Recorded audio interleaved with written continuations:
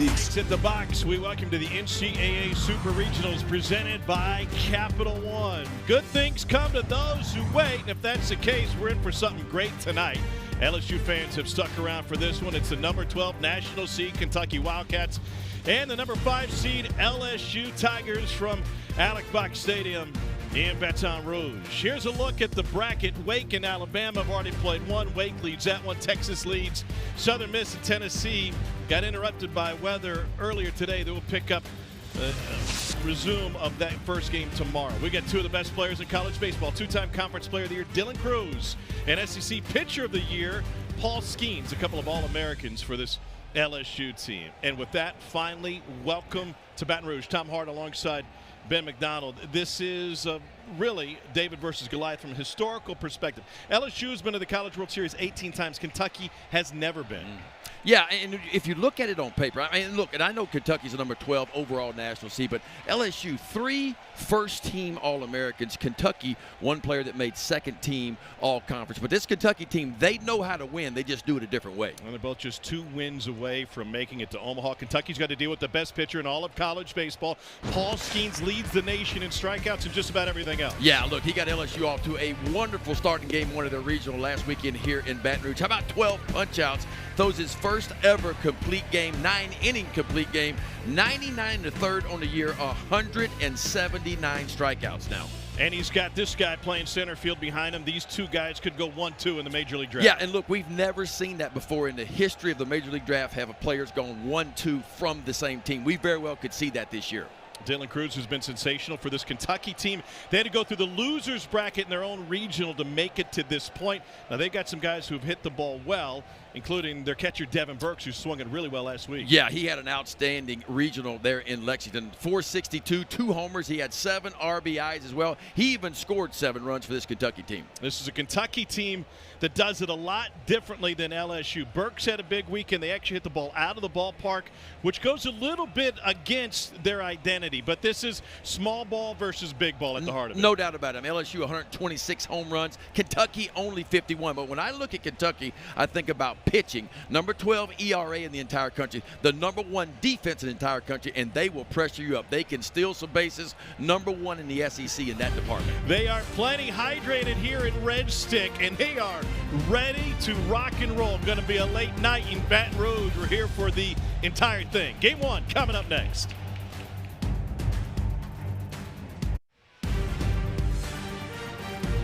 The NCAA Baseball Super Regionals are presented by Capital One. What's in your wallet?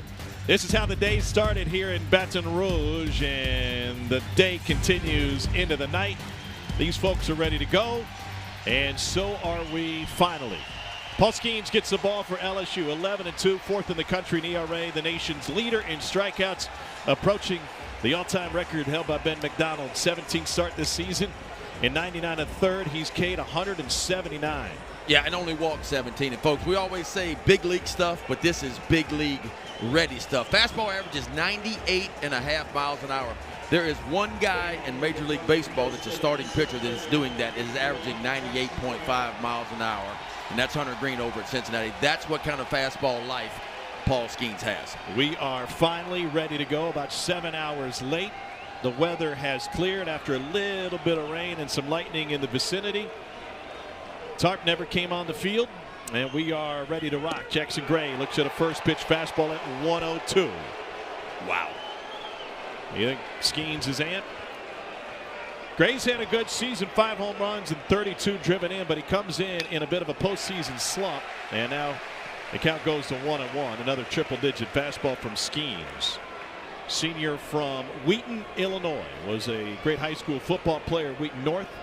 Just 4 for 21 last week in the regional. And Skeens gets a strike on the edge.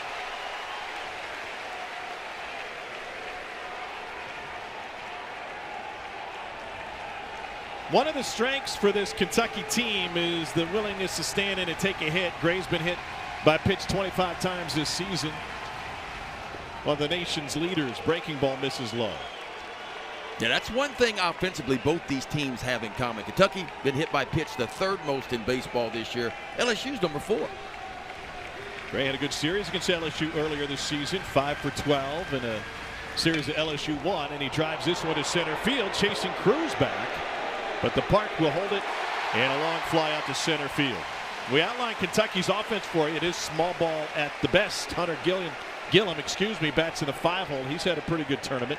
But Emilian Petre, their second baseman, is also the cleanup hitter, and he's got 1 home run on the season, and that's a great example of how Kentucky does it a little bit backwards relative to most of the national powers. Yeah, I mean, it's a totally different offense, but it works for them. And look, you coach and you play to your strengths, and this Kentucky team strength is its pitching, its defense, and its ability to pressure you up with the bunt. You see Tommy White's already way in at third base, and they're going to test Tommy White early. They're going to see if he can field the bunt and throw him out at first base.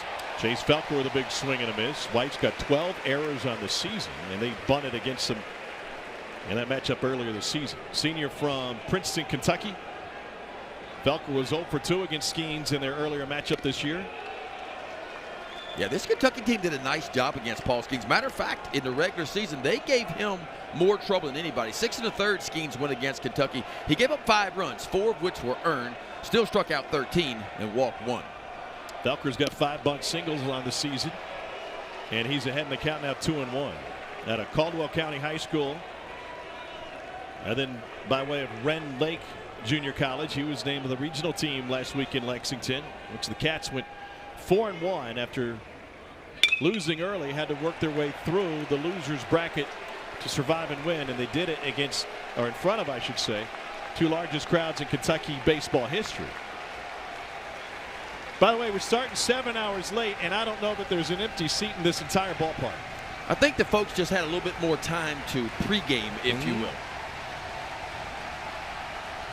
2-2 to Felker. Got him swinging a 101. Well, that's just good old-fashioned country hardball. My best against yours, and Paul Skeens just rears back with a 4-seam fastball, folks, and I'm talking about 101 at the top of the zone. And that brings Devin Burks to the plate. He's got a 15-game on-base streak and has hit safely in 14 of his last 15 games.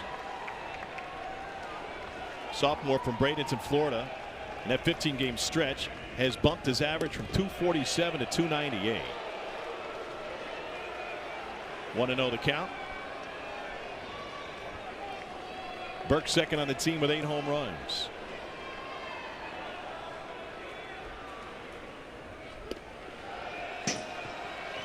Talk to me about the mental stress on Paul Skeens, waiting all day to finally take the mound. This is difficult, right? Because he was game ready at 1 o'clock. He was ready to go at 1 o'clock for a 2 o'clock start. That didn't happen. So he's had to stay game ready for 6 or 7 hours now. And so you wonder where he is mentally. But if you know anything about Paul Skeens and his military background, I would say he's ready to go. Started his college career at the Air Force Academy. He was the John Olerud Award winner as a 2-way player of the year in all of college baseball. He was their ace and their starting catcher. 2-1 on the way to Burks. Swing and a miss at 102. Hardest of the night so far. Yeah, and it's not just straight 102, right? I mean, if you look at the horizontal movement, in other words, the left to right movement on these balls, that ball's running 12 to 13 inches on top of being 102. Right back to it, and Burks just barely made contact. It'll be a 15-pitch first inning. Folks in purple and gold waited around for this, and they're getting everything they hoped for here early on. Tigers come to the plate.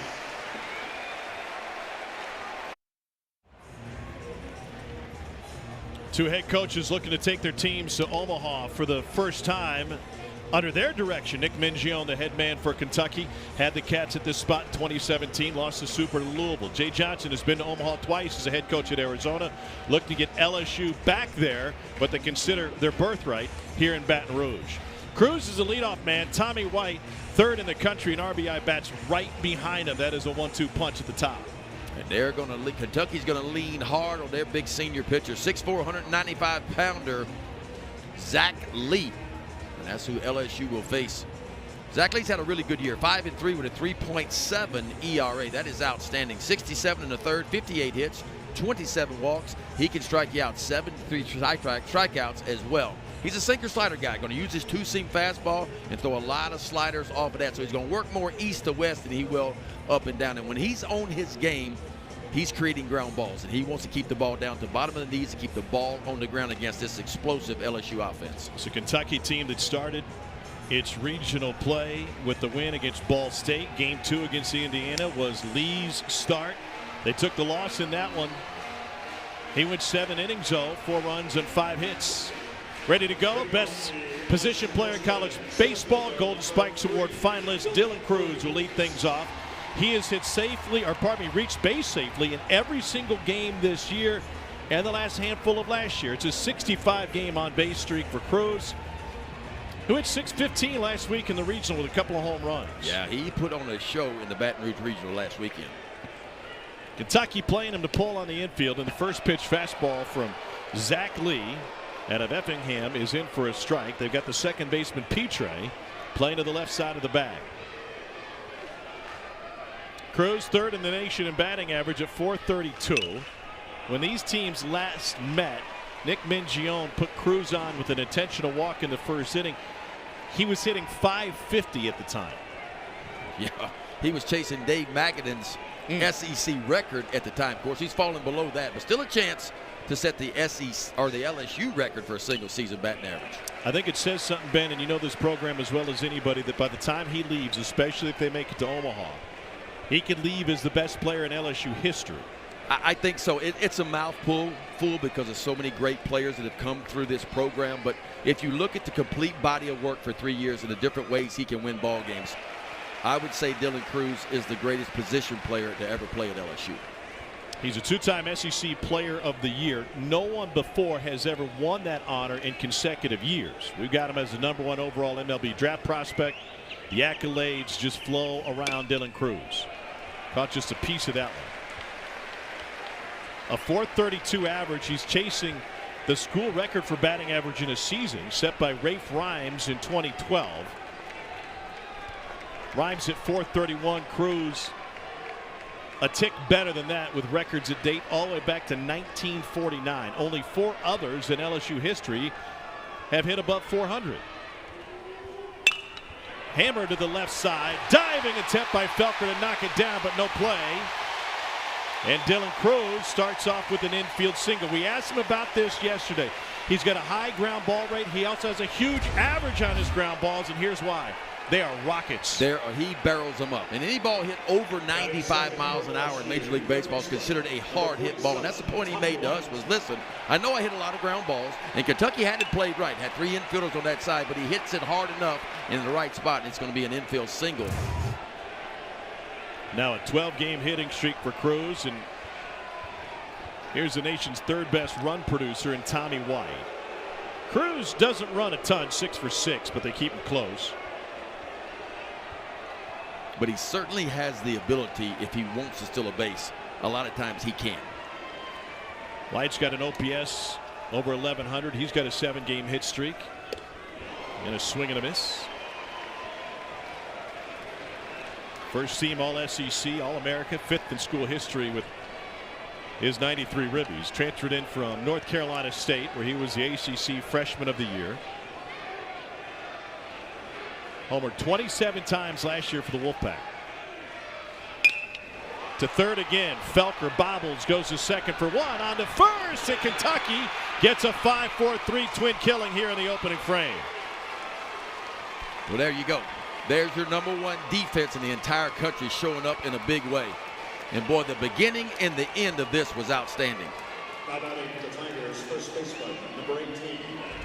Jace Felker over at third base. Bobbles a little bit, but regains himself a perfect feed to Petre. And how about the finish by Gillum on the back end to pick it off the dirt. 5-4-3 double play by Kentucky. So here's Trey Morgan, junior from just down the road in New Orleans. He's been a starter basically since he set foot on campus. And he backs away from that one and takes a strike. 0-1. Morgan now has returned to his home at first base. He had a hand injury early in the season that kept him from receiving hard throws. That put him out into left field. Made room for some other big hitters, but LSU defensively, Ben, is a much better team with Trey Morgan at first. No doubt. And he played a solid left field. And, you know, Jay kind of messed with the lineup a little bit, wanted to get Jared Jones some action over at first base, the big freshman power hitter. So Cruz went to the outfield for a while. But certainly LSU is a better team defensively when Morgan is at first. Morgan had a brother, Martin High School in New Orleans. He went 3 for 13 in the series earlier this year against Kentucky. Was hit by a pitch 3 times and grounded into a couple of double plays. And he sends a shot towards a gap in left center field, and it's gone! Home run, Trey Morgan.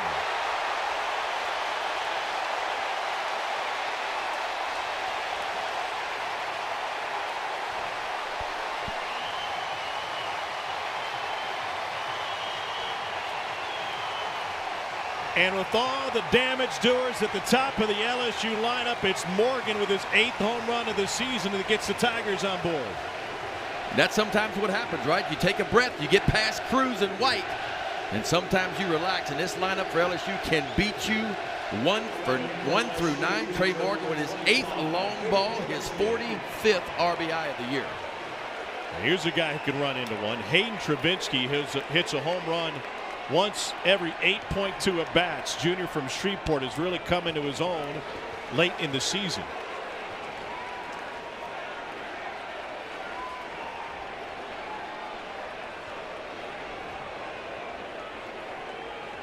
Travinski's hit safely in 16 of his last 17.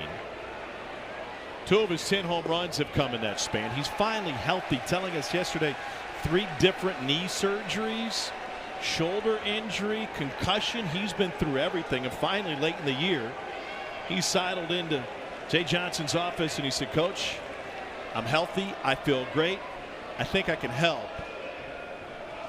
That gave him an opportunity to earn some playing time. Backhand stop, Smith, and Grant Smith flashing some leather, but Trey Morgan's shot is the difference maker early on. Well, the captain in the house early for LSU. Captain Morgan goes the opposite way for his 8th long ball of the year, and LSU up 1-0 as we go to the 2nd inning.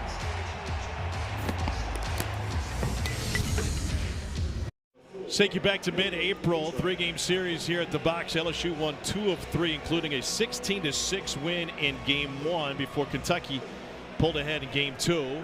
And Tommy White won it for LSU in Game 3. Paul Skeens in that start struck out 13 over 6 innings pitched.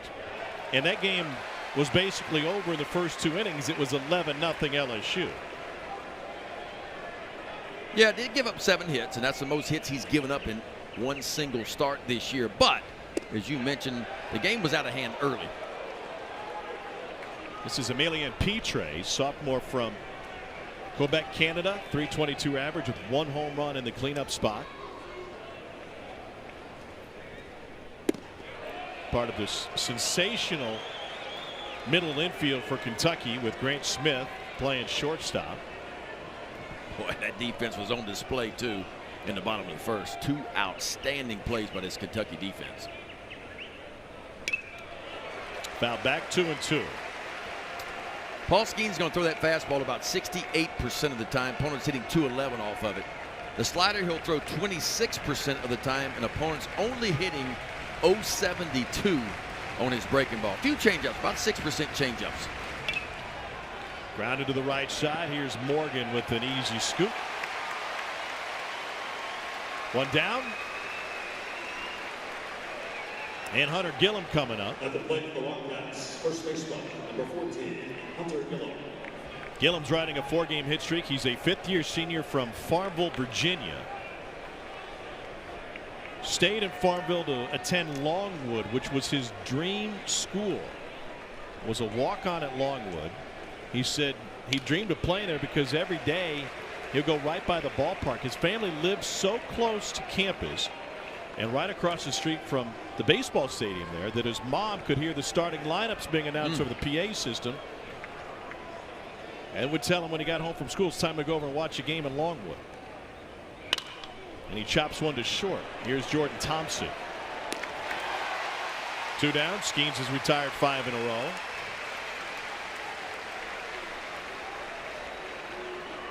And it's not all 4-seam fastballs with Paul Skeens. He will throw the 2-seamer a lot too, and he gets a lot, of course, always high velocity, but he gets a lot of sink and a lot of run on that 2-seam fastball, and that was a good one down and in to Gillum.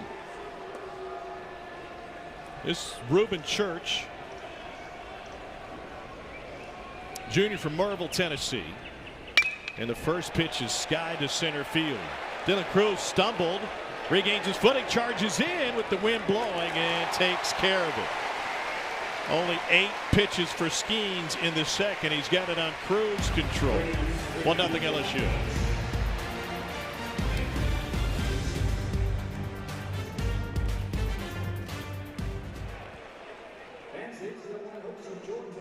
To think he picked up the tab for all of those tickets out in right field, and they have rewarded him by being full throat here already. And we've already punched 1 ticket. Kevin O'Sullivan is taking his team, his Orchids, and that Lavender sent on to Omaha again. They swept South Carolina, game 1 behind BT Riopel's 8th inning home run, and game 2 behind Hunter Waldrop's 13 strikeout shutout. Virginia Duke will play tomorrow, game time TBD. That game is even 1 apiece in Charlottesville. That series, I should say. Game number 1 here in Baton Rouge. Senior Caden Beloso, OPS over 1,000, 2 home runs, both solo shots in LSU's regional win. Tigers as a team hit .370 over the 3 games with 9 home runs, average nearly 9 runs a game, the most prolific offense in college baseball. Averaging 9.3 runs a game on the season, 4th best in the country. Yeah, what was strange about the regional, though, in game 1 against Tulane, played a little small ball to win. They had 11 base hits, 9 were singles, 2 doubles, but they had 2 sacrifice flies and 2 sacrifice bunts. And then they played long ball in the final 2 games against Oregon State. Not sure the ball's going to travel very well tonight. The wind has been shifting, but generally blowing in, and Beloso flies out to center.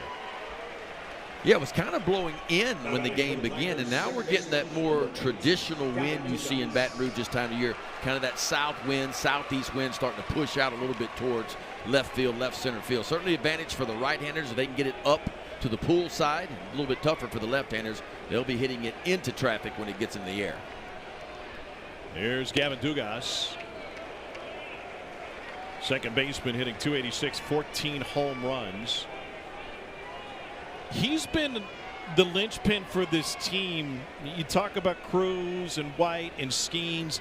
Those guys perform well no matter what. But if you break it down based on wins and losses, Dugas is the big difference maker. In wins, .331 average, 13 home runs, 1155 OPS. In losses, $136, only 1 home run, and an OPS of 641. Yeah, and look, everybody forgets about Gavin Dugas. All he did 2 years ago was lead the Southeastern Conference in RBIs. That's what kind of production he put up a couple of years ago. Began the year hitting #1 for LSU in that leadoff spot. You know, faltered a little bit, and he's been slid down a touch or two. But certainly when you can run a 5th-year senior out there that's doing the things that he does, he gives you a lot of experience in the middle part of that lineup. He's from Houma, Louisiana, and a Houma Christian. A couple of years ago was the MVP of the Eugene Regional.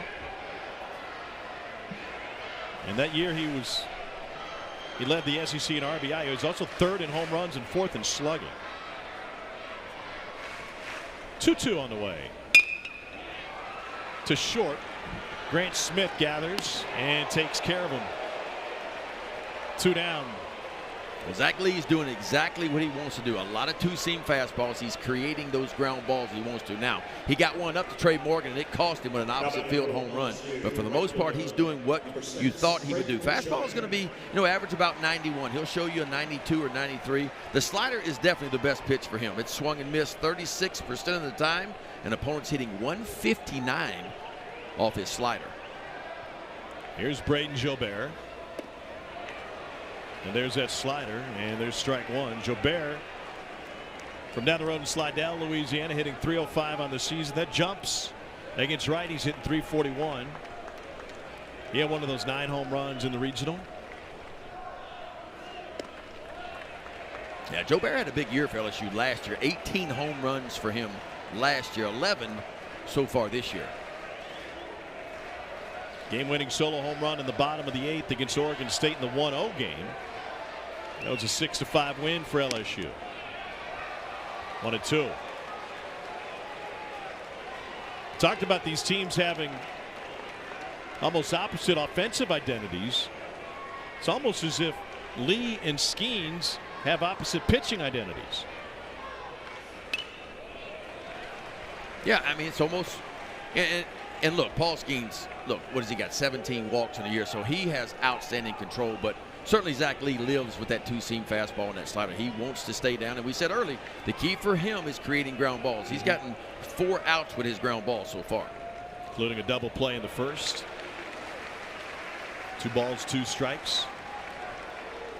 Zach Lee was a starter this year, more of a bullpen guy last year for Kentucky. Then you go back 2 years ago, and he was the Sunday starter for Kentucky. So he's done a little bit of everything. But what he does have is experience. 169 career innings, 165 punch-outs to go with it.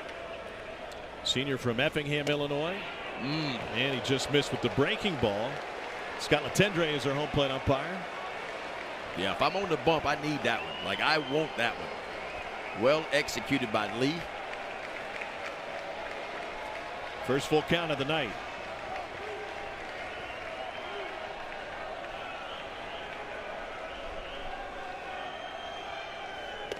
Got him swinging.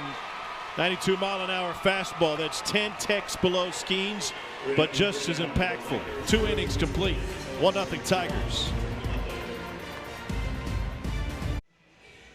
With the Intimidator in right field, we welcome you back to the NCAA Super Regionals presented by Capital One.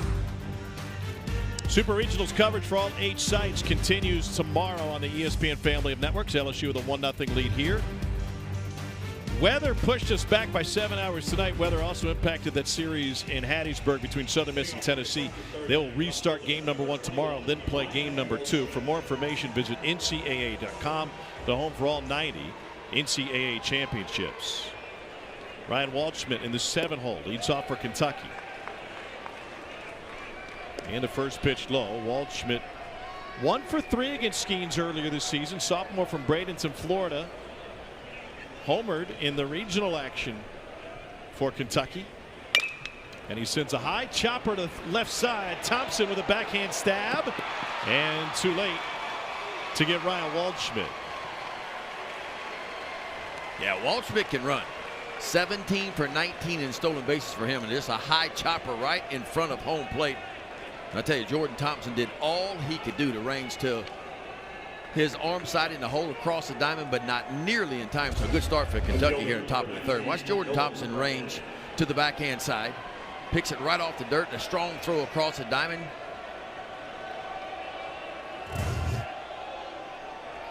So leadoff man on for Nolan McCarthy. A note on Skeens, Ben. First SEC pitcher with 180 strikeouts in a season since David Price in 2007, and the first in Division I to reach that mark since first rounder Carlos Rodon did it for NC State in 2013. And you mentioned this earlier. All of those Ks against only 17 walks. Yeah, I mean, that's what's impressive. I mean, we've seen some good stuff over the years, but, you know, he's getting a lot of comparisons to some big league guys that are outside. And Strasburg's probably the closest comparison stuff-wise, but even Strasburg did not have this type of command. And he certainly did have these kind of numbers against the type of competition that Skeens is facing on a weekly basis in the SEC. Strasburg having played at San Diego State. 2-0 behind in the count to Nolan McCarthy, riding a 5-game hit streak. 3rd-year sophomore out of Kalamazoo, Michigan. Yeah, I think that's one thing that's impressive about Skeens. One of the many things, actually. In a year where ERA is up for almost everybody, every team, every guy's ERA has jumped because of the offense in college baseball. Paul Skeens has dropped his ERA by over a run per game. To the right side, chance for 2 for LSU. Thompson with the turn and a 4-6-3.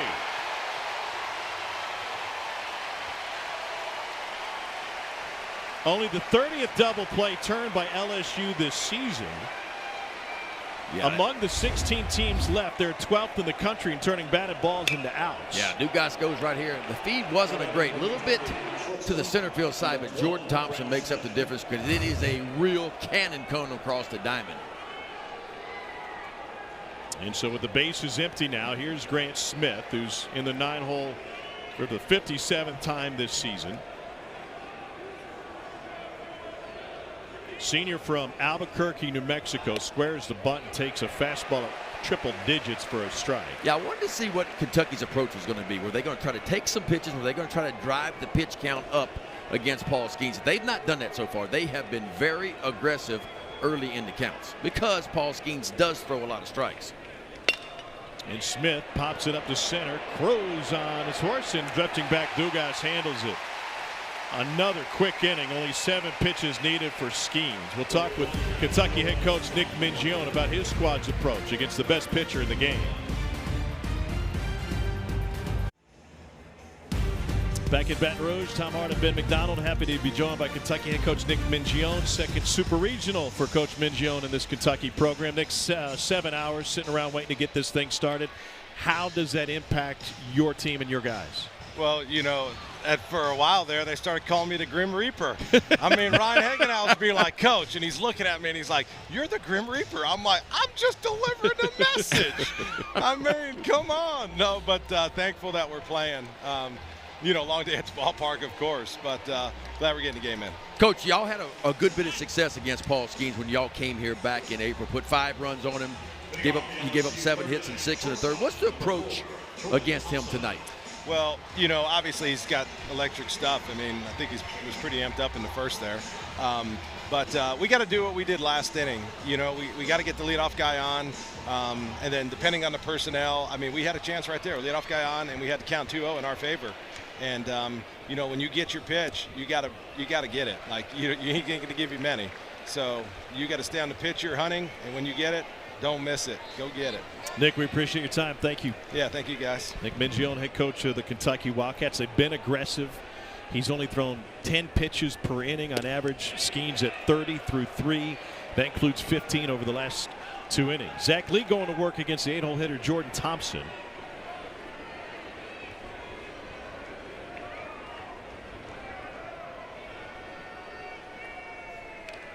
And Thompson catches just a piece of it, 1-2. Yeah, 2 pitchers on the bumps for each team they're attacking tonight, right? They're throwing a lot of strike ones, putting guys away as quickly as they can. Thompson had a good weekend last weekend, 5 for 10 in the 3-game regional against Tulane. And a couple against Oregon State. Tipped that into the catcher's mitt for strike 3. Back-to-back Ks for Zach Lee. Well, that's the pitch that we talked about with Zach Lee. This is a difference maker for him. He gets that fastball going left to right and his slider right to left. And boy, I'll tell you, you can't throw one any better than that right there. 1 over the minimum so far for Lee as he faces Josh Pearson in the 9-hole. And a first pitch strike. Pearson from up in West Monroe, Louisiana, 250 average, couple of home runs, including one in the regional. Name of the Baton Rouge regional team. Down in the count, 0-2. There's that good changeup. Hadn't seen many changeups. That might be the first one from Zach Lee. Going to be fastball, slider heavy. He'll use that pitch, that changeup, about 12% of the time. Felker in shallow right field on the shift with 2 strikes against Pearson. Yeah, Pearson had a nice freshman year last year for LSU. Hit .299 with 8 homers, 35 RBIs, and just 147 at bats. Just now, here about the last month, getting a lot of playing time for LSU, though. Yeah, he's really turned it up. He's raised his average 37 points since May 14th. Teammate Gavin Dugas said he's taken the best at bats his entire career. Postseason Pearson's what I'm going to call him the rest of the way.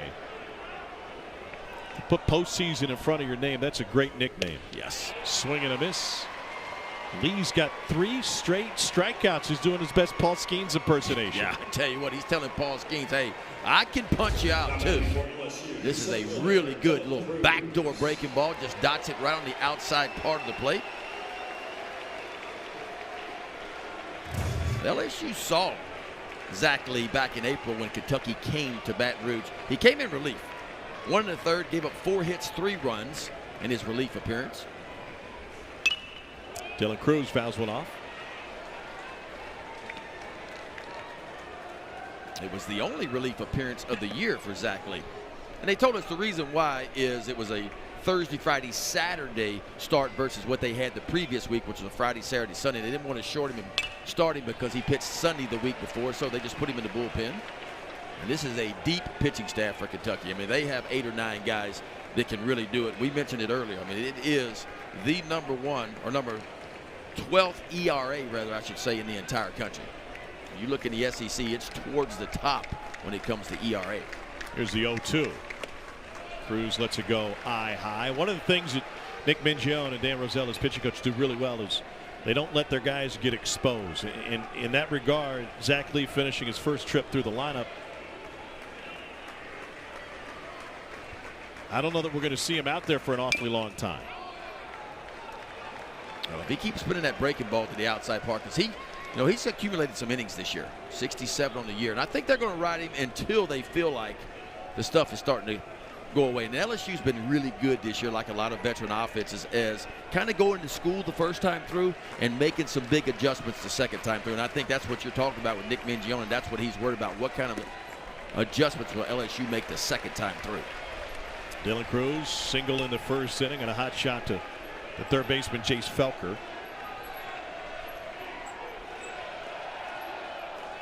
Incredible athlete, has a 42.3-inch vertical leap. What impresses you the most about Dylan Cruz when you've had the chance to watch him play day in and day out? I think his growth, right? I mean, he hit 18 homers his freshman year, 23 last year, but he swung and missed a lot his freshman year. Swung and missed a little bit less last year, but this year a lot more walks than strikeouts. So his understanding and his swing decisions have been a lot better in year number 3. Little dribbler, Lee off the mound, fires wide, and Cruz has a pair of singles, and combined they haven't gone 100 feet. How about that? Back-to-back infield base hits for Dylan Cruz. And I mean, you couldn't have rolled one down the line any better than this. Right off the cap of the bat, Lee does everything he can do, but Cruz, way too much speed. Devin Burks is going to get a visit from the athletic trainer. He got something in his eye, and I don't know if it happened on the dirt that popped up or just chasing that. Well, you'll hear catchers talk a lot about this. Those balls that are spiked right there in front of home plate, that dirt flies up, and that's probably what it was. Josh Walker is the head athletic trainer, assisted by Richie Wells. Now batting for LSU, third baseman Tommy White. Burks looks like he's ready to go. We'll take a look at the pitch call from the dugout. And Tommy White stands in with his wide base. 93 ribbies on the season. How about Tommy White? A little bit backward splits, right? Yeah. 437 against right-handed pitching from the right side. But you wouldn't think it'd be that high. He has struggled, believe it or not, against left-handers, which doesn't make a ton of sense. Dude can hit it a mile, and he just did. Second jack for LSU all the way out of the ballpark. 3-0 Tigers.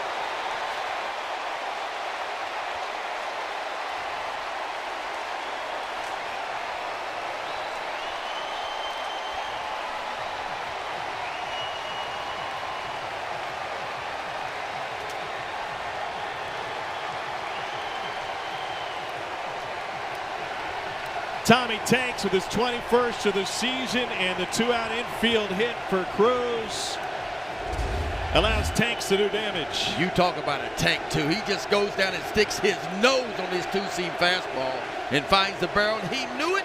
When it touched the bat, this was leaving everything well out over the left field wall and over the bleachers in left field. Make it 21 bombs and 95 RBIs now for Tommy Tanks. And now Trey Morgan takes the first pitch strike again. He went yard for LSU with 2 outs in the first inning. All of this damage. All 3 runs of this game coming with 2 outs for the Tigers. Changeup misses. 1 ball, 1 strike. Tommy Tanks, freshman record for home runs last year.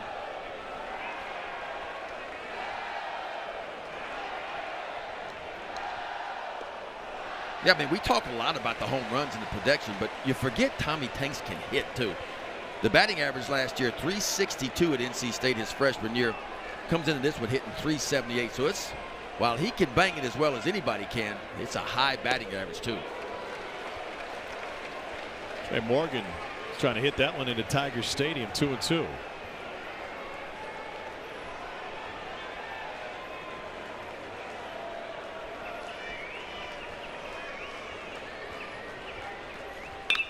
And he torches this one deep into right field. Morgan's homer twice into the student section this time.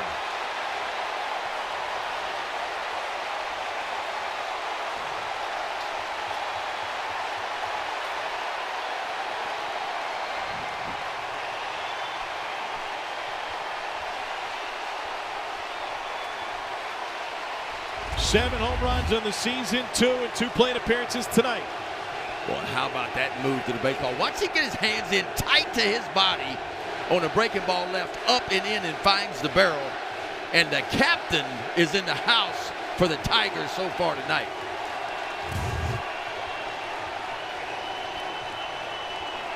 I would say Jay Johnson's investment in the student tickets has paid off.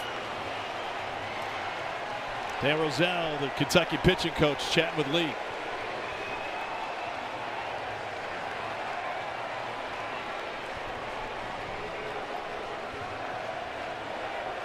First trip through the order, Lee struck out 3, allowed 2 hits. And look at the damage that 1 through 9 can do for LSU. Second in baseball with an OPS over 1,000 as a team. Well, we talked about their ability to make adjustments the second time through. Single, and then back-to-back homers. And now Hayden Travinski coming up. He was slugging the ball last week.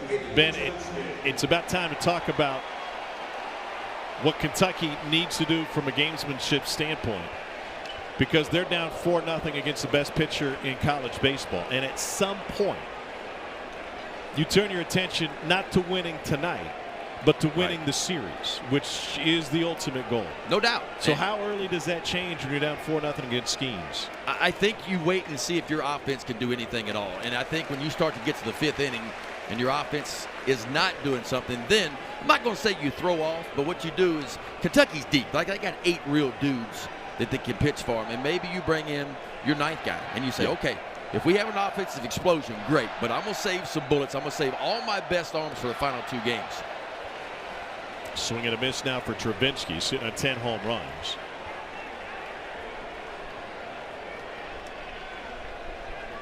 And if you'll go back to that first game in April when Kentucky came here, that's kind of what happened. LSU got out early, and then Kentucky just kind of went through the game, got through the game, gave up a lot of runs, but said, okay, they hit the reset button and came back and won game 2. And then game 3 was just a 1-run game, and LSU came out on top. Swing and a miss for Travinski, but the damage has been done. Starting with Tommy White. White goes to left, Morgan goes to right.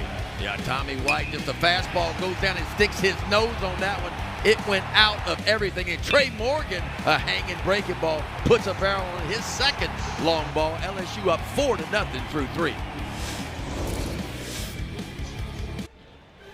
Good things come to those who wait, and a 7-hour delay before this thing got started. LSU has already homered 3 times, 4-0 lead. Jay Johnson, this is why you came here to LSU, this environment, this atmosphere.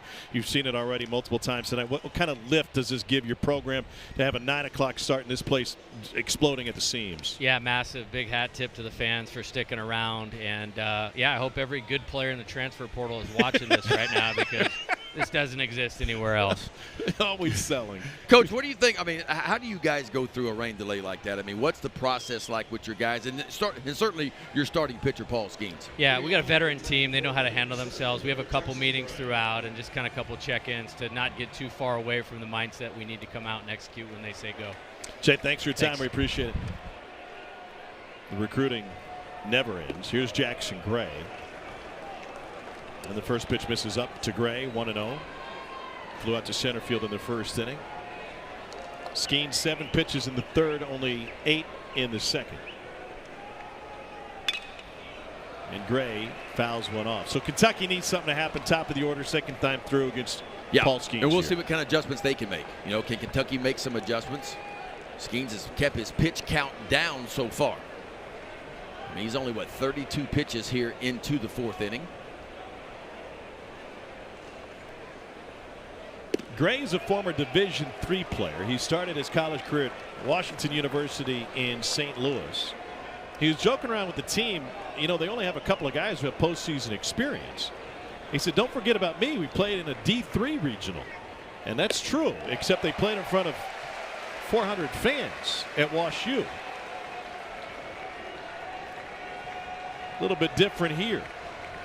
Yeah, but the good news for Kentucky is, right, they experienced maybe not this type of environment, but one very similar to it back in April. Couldn't hold back on the 99 up. Yeah, if you're going to chase that one now, good luck.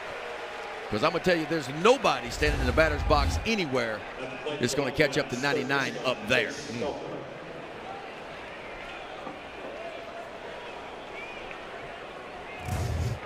Kentucky had the leadoff man on in the second inning in a 2-0 count to Nolan McCarthy before a 4-6-3 double play.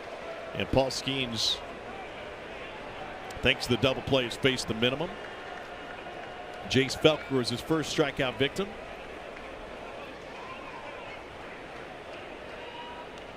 Felker had a pretty good weekend series against LSU back in mid-April, went 3 for 11. But was 0 for 2 against Skeens.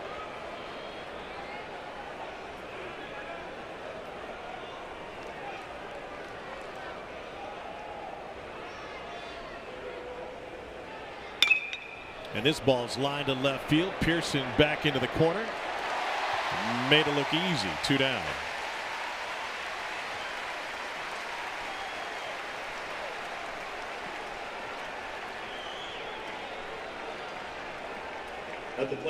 Take a look at the repertoire for Paul Skeens. A whiff rate of 67% on the slider.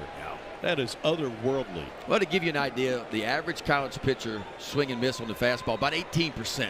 About 33% on the changeup is average, and about 33% on the slider is average. You can see Paul Skeens well above average in all three. But it does feel like he's spinning a few more breaking balls in this game than what he typically throws. Here's Devin Burke, 0 for 1.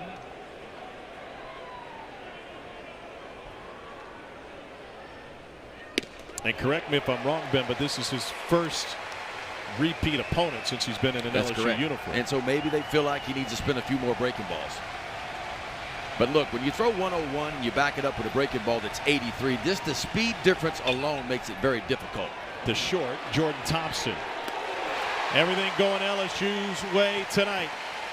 40 pitches through 4 for Skeens. The lead is 4-0 LSU.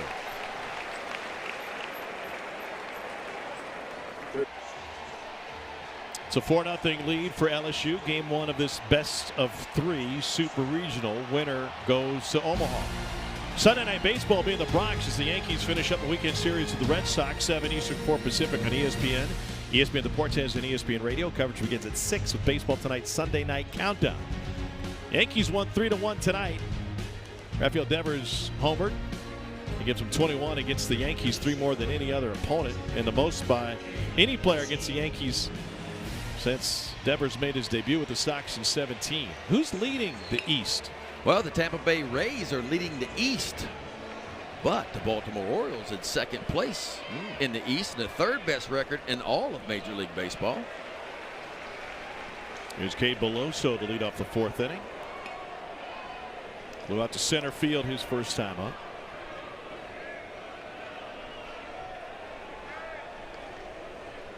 All 4 runs for LSU have come with 2 outs. 2-homer night for Trey Morgan. Tommy White's got a 2-run home run to his name. Second career 2-homer game for Morgan. Also did it against Mississippi State on May 14th of this year. Changeup for a strike, 1-2. Yeah, and all the noise from LSU has come from the top 3. Cruz, White, and Morgan have all 5 of the base hits, and of course, all 3 of the home runs. Nobody in the bottom part of that lineup with a base hit yet. Sounds like a law firm. Cruz, White, and Morgan. Beloso goes down swinging. This is 5th. Dylan Cruz has a pair of hits that have totaled, I don't know, maybe 100 feet. But he's 2 for 2. So here's Gavin Dugas. You know, each and every year as LSU prepares for the postseason, there's a couple of guys that are from in-state where it just seems to mean a little bit more to them given their history and their upbringing, and Gavin Dugas is one of those guys. Yeah. 5th-year senior, been around a long time, started his career out in left field for LSU and made that transition into second base this year. Guy that's fought some injury problems, of course the eye problem he told us about, you know, this year, which, you know, started back in fall ball, and the career was really in jeopardy when they figured out what was going on. Had an eye condition, had to get an eye operation to fix the problem with his cornea. I guess the problem's fixed as he launches this one to left center, and that one's gone. Home run number 4 of the night for LSU.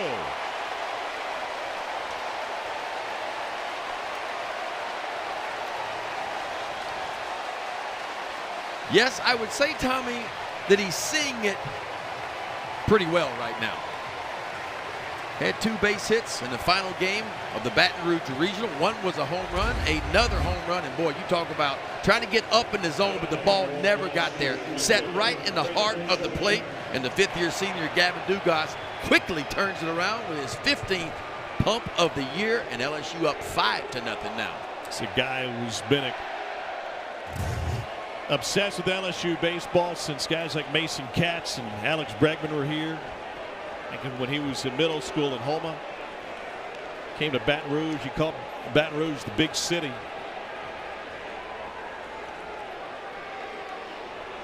And here's Braden Jobert. 5-0 Tigers, and the first pitch up and away, 1-0.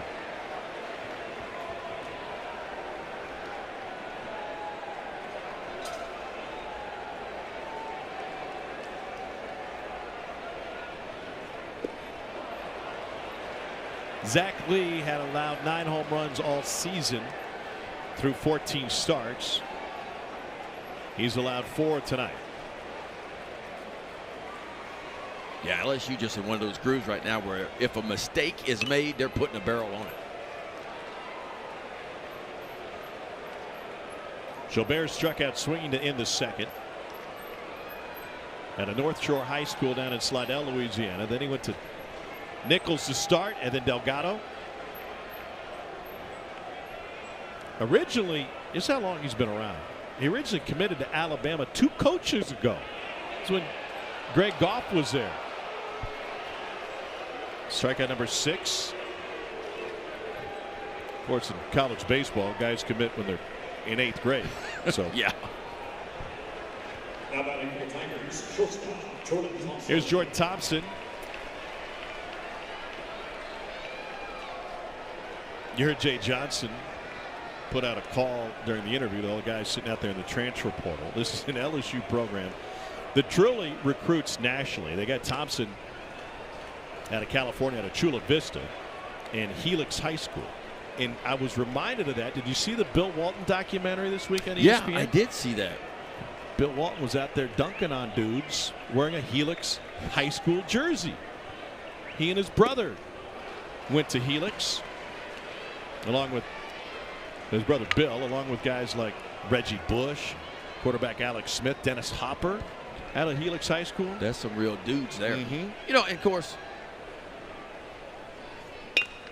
a little roller to third, behind the back, backhanded by Felker, and a long run.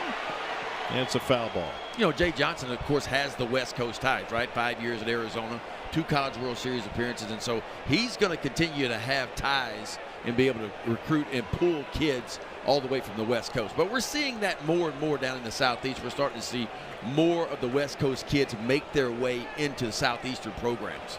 A couple of years ago, when Jay was at Arizona, he had 22 California high school players on his NCAA tournament team. Been 3 years ago. LSU at the time at 2. Yeah, it's a difficult time. It's a difficult time right now for college coaches because you're trying to navigate so many pieces, especially if you're still playing right now, right? Trying to get to Omaha, trying to keep one eye on the transfer portal, trying to keep the kids that you have on your team, trying to work your freshman class and talk guys out of not going into the draft. So a head coach right now has his hands full. And, of course, for Jay Johnson, he's trying to find another pitching coach as well because Wes Johnson took the head job at Georgia. And Wes is still on the staff and will be throughout this postseason run. He's telling us that he saw it coming. They had numerous conversations throughout Georgia's coaching search, but he'd been through a similar scenario that didn't end well years ago, and he said, I just made sure Wes and I were on the same page. You need to be all in and have your feet here with this team. To short, Grant Smith takes care of it. But Ben, another home run. This time it's Dugas. Yeah, the Tigers with the long stroke working tonight. This time, Dugas, his 15th long ball of the year. The Tigers up 5-0 now.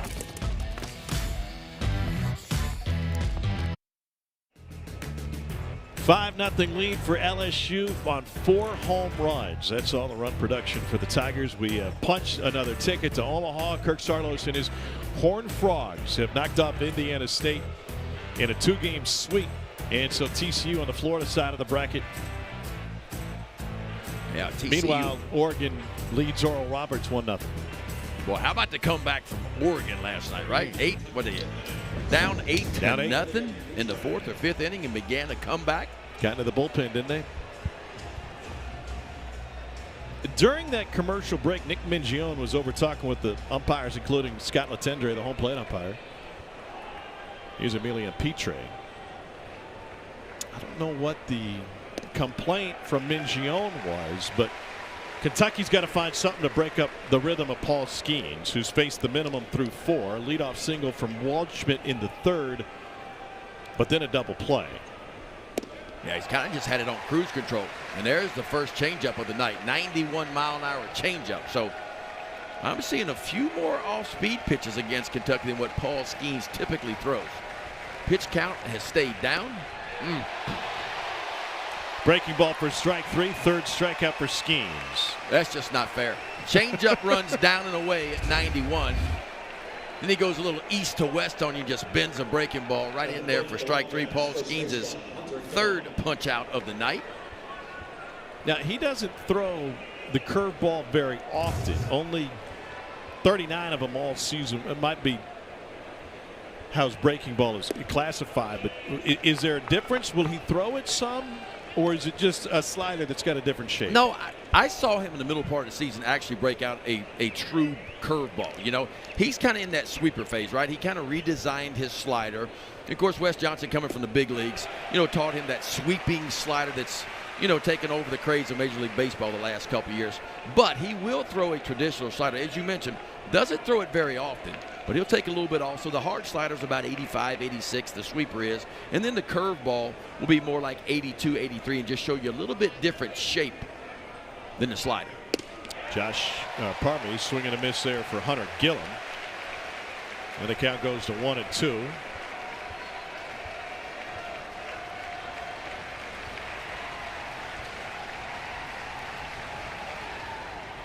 And Gillum ignores that one. Great chat with Gillum yesterday about his upbringing in Farmville, Virginia, and his time at Longwood.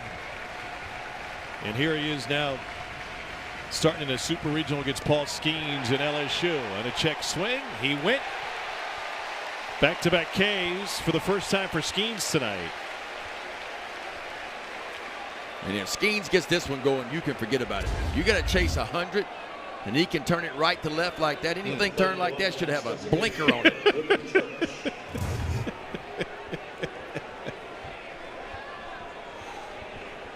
Sometimes they even use those down here in Louisiana. Every now and then.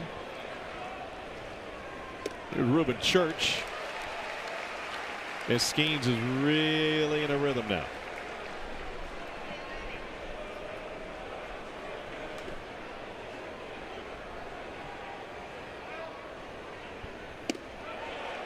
You play a little basketball in your day, you know what it's like to be in the zone. Can you be in the zone on the mound? Absolutely. You can get synced up mechanically. And remember, this guy's 6'6". It's 6'6", 250. And for him to be able to repeat his mechanics like he does is pretty impressive.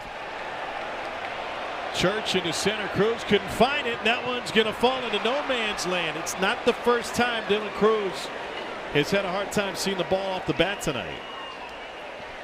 Yeah, it looked like Cruz took a step back, and when he took the step back, he slipped. And once he slipped, he wasn't going to get to this ball. See him on the ground right there. He's coming hard trying to get to it, but falls right in front of him, what should have been the third out of the inning.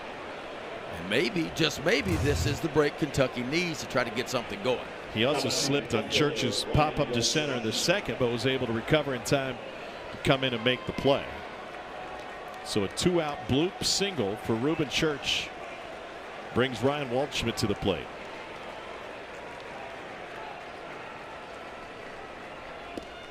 And that one gets away from Travinski, and that'll allow Church to move to second base. Only the 7th wild pitch of the season charged to Skeens.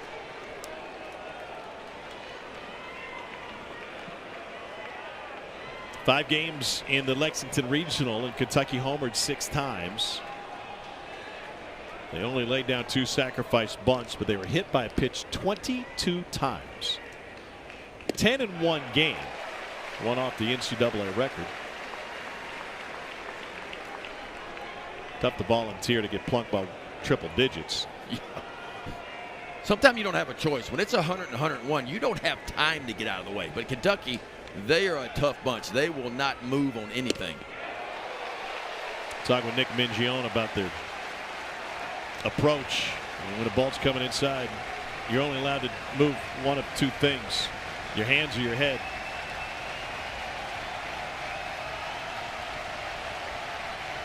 One-two from Skeens. And Travinski was on his way to the dugout. Thought that was strike 3. Takes it to 2-2. If you're Skeens, to repeat the fastball here, or do we see the slider? I think with the stuff he has right now, he's got 2 choices. He can either dump that slider in there, or he can go right back to the fastball. I get the feeling slider's coming. There it is. Got Waldschmidt swinging. Strikeout number 5. And Skeens getting out of any perceived trouble just as quickly as he got into it. How about punching Ruben out Church the side? With only the 2nd hit of the game for Kentucky tonight. But Waldschmidt not able to do anything with the slider. Middle of the 5th. 5-0 LSU.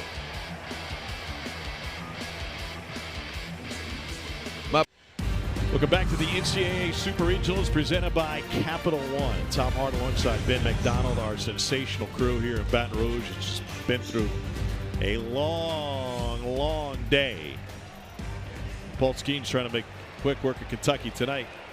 Middle of the 5th, LSU with a 5-0 lead. And Zach Lee on the mound for Kentucky. This is Josh Pearson. He's 0 for 1 to the strikeout.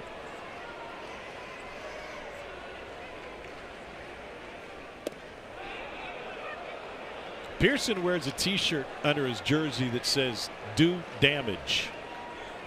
This LSU lineup has done damage.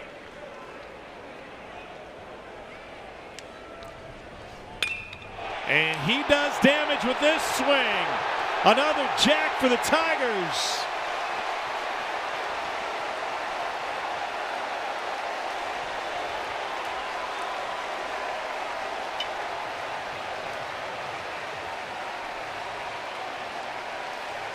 That is the 9-hole hitter that nearly hit that one right through the bleachers. Damage he did. LSU now with 5 long balls, and look, it is 1 through 9 with this offense. There's not a break in it. And when they get it rolling like this, and I'm telling you what, they are not missing any mistakes. 2-seam fastball left up, out over the plate where Zach Lee doesn't want it. And Josh Pearson quickly turns it around, his 3rd long ball of the season. Yeah, now Dylan Cruz. You know, if you're going to tell me that LSU was going to have 5 home runs in the game and Cruz had a couple of hits, I would think, well, surely he's got one of them. He's got a ground ball to third, and he's got a swinging bunt to his name. 2 infield hits for Cruz. Last 8 batters for LSU against Zach Lee have hit 4 home runs and gone down swinging 3 times. Oh, I think he took broke a it. panel out. I think he broke it. Have to put that on his tab.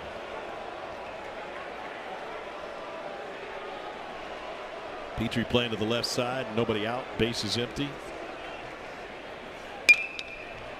Another hot shot to third. Felker gloves this one, and the throw is wide, and it pulled Gillum off the bag, and Cruz will reach for the 3rd time.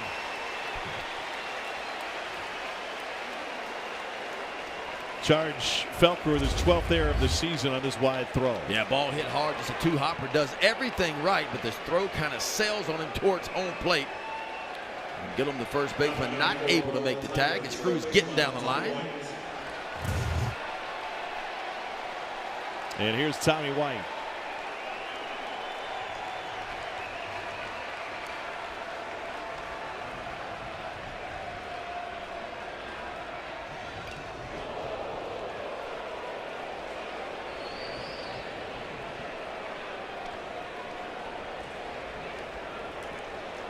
Tommy White hit his 21st home run of the season his last time up.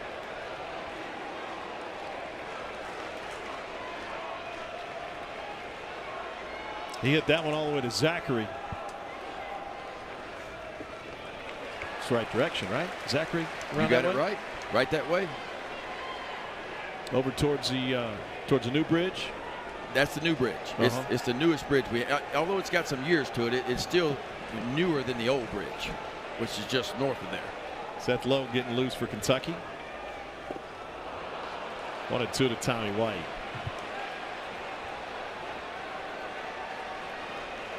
Lee's gone over the century mark a couple of times this season, including last time out against Indiana through 106. And in a 6-0 game, they'd love for him to take as much of the load off as he could. 2-2. Because, Ben, if Kentucky's going to win this series, it's likely going to have to come in the next 2 days, and they're going to have to do it with that deep pitching staff. Agreed. And that is the strength. I mean, Kentucky's got some good starters, but the strength is their bullpen.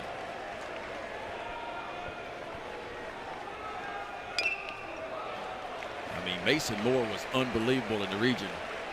Well, let's take a look at Tommy White and what he did his last time up. Just gets a 2-seam fastball down and in. He simply just drops the head on it and all the way out of the ballpark.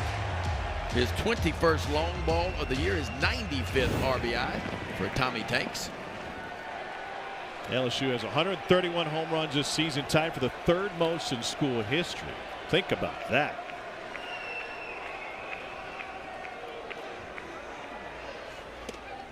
Breaking ball just missed.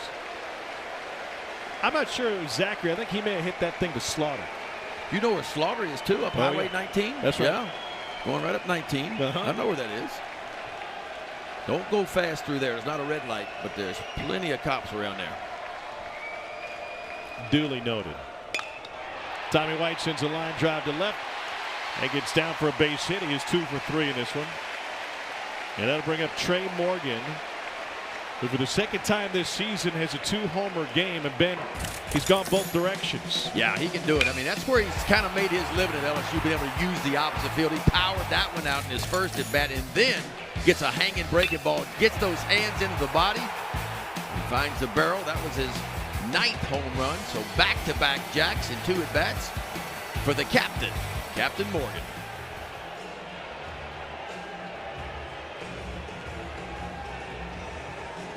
Brief mound visit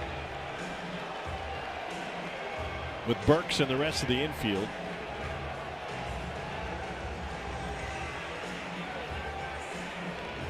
Now tied with Maryland with 131 home runs, trailing only the boys from Dunk City, Florida Gulf Coast with 142. It's a season high 5 tonight. And that gives them 14 home runs in 4 postseason games.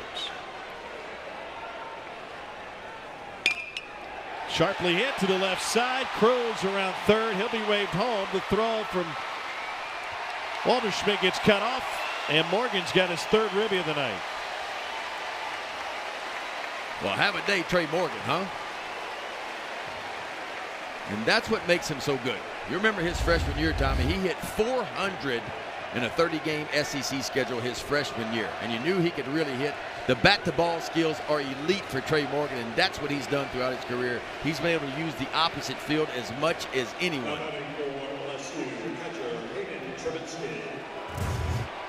We're chatting with Hayden Travinski, and before he sees a pitch, Nick Mingione's going to get Zach Lee out of this game after an 89-pitch outing.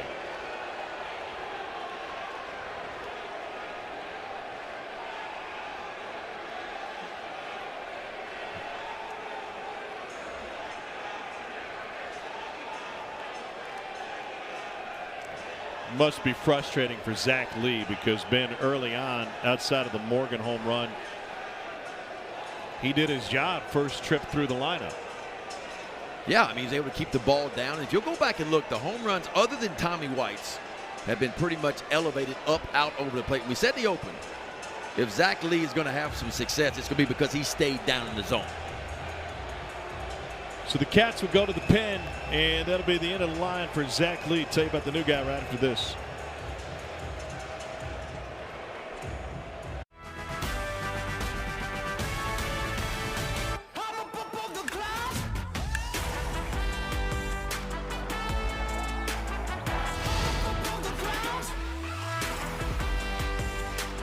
Well, LSU's been there 18 times and 2 wins away from returning. They got a touchdown lead on number 12 National C Kentucky. Cats held to just 2 hits so far. Christian Howe, freshman from Danville, Kentucky, will take over. 6'4" right-hander, 1-0 with an ERA of 3. He's only thrown 6 innings this season, and it's evident what direction Kentucky's going now. Yeah, Christian Howe did not pitch in the Lexington Regional last weekend.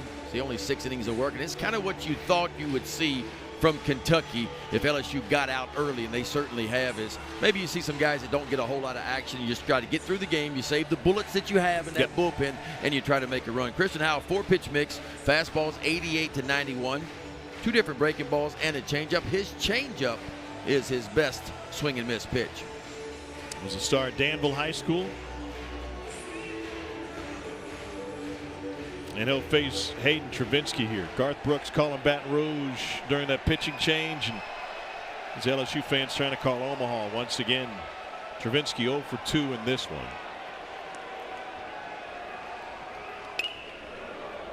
And it's fouled off. By the way,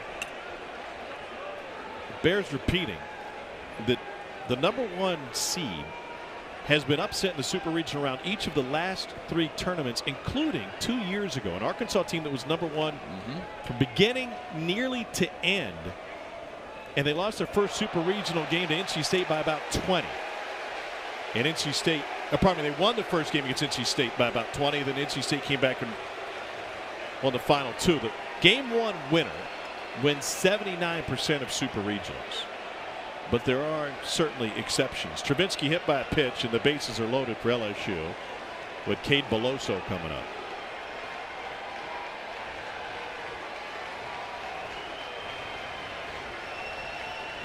Batting for LSU, designated hitter Cade Beloso.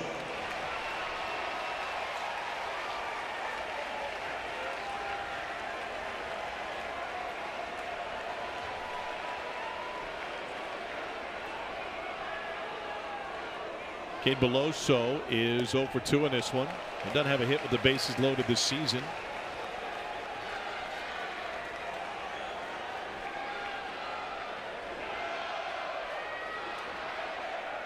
It's already 7-0 LSU.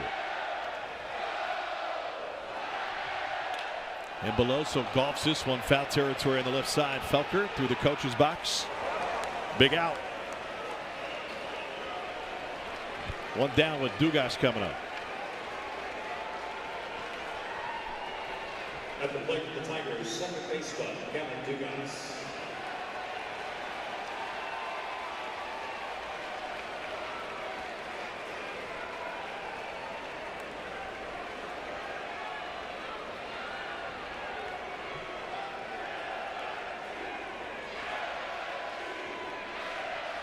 Bases loaded for Dugas, and the first pitch breaking ball misses away. 1-0.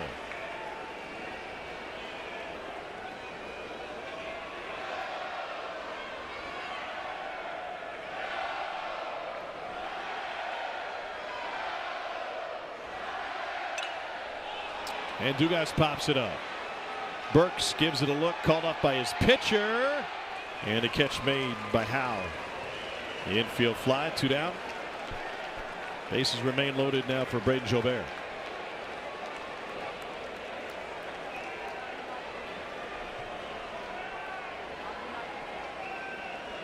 Right fielder, Braden Jobert. Jobert is over 2 with a couple of strikeouts. Did you take pop-ups when you were a pitcher? Or Yeah, you did. You let somebody else come in and make the play during the game? Always converged on the pop-up just in case something like that happened. You could see Devin Burks really didn't find that ball at all. It's first baseman playing way back on the grass, third baseman way back as well. Christian Howe was the only guy that could have got to that ball, and he did. He's got himself to pitch himself out of a real jam that he was in, bases loaded, and nobody out. He's got 2 infield pop-ups. Jobert 3 for 10 with the bases loaded this season, including a grand slam. And now they count 1-1.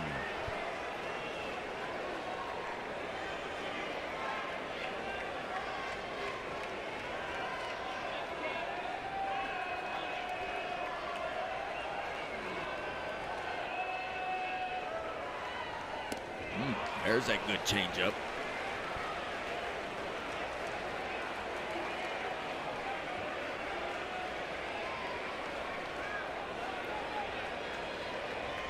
Howe followed the starter, Zach Lee. And that one was behind Jobert and got him in the heel. And it'll force in a run with the bases loaded, hit by pitch. Second hit batter since Howe entered.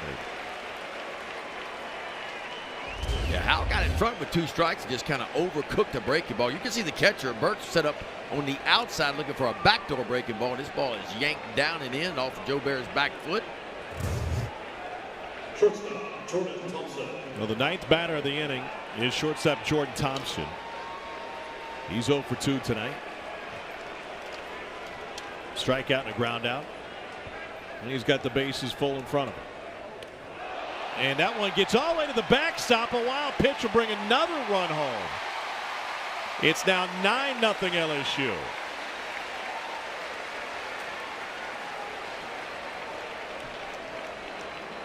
Turned Thompson into a traffic cop, waving home Morgan from third. Yeah, I don't know how this ball missed Thompson. Just a breaking ball left up and in.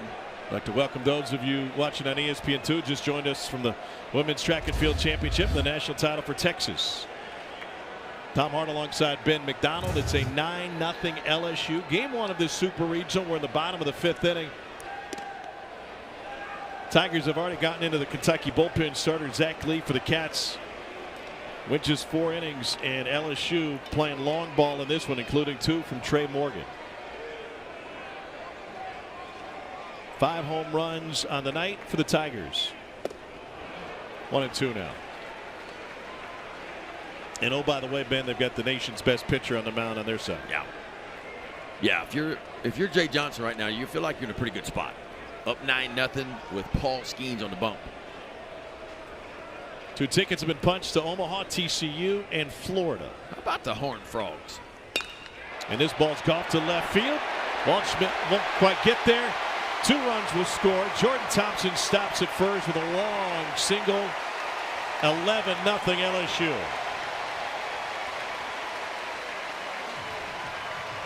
This is a game that was supposed to start at 3 o'clock Eastern.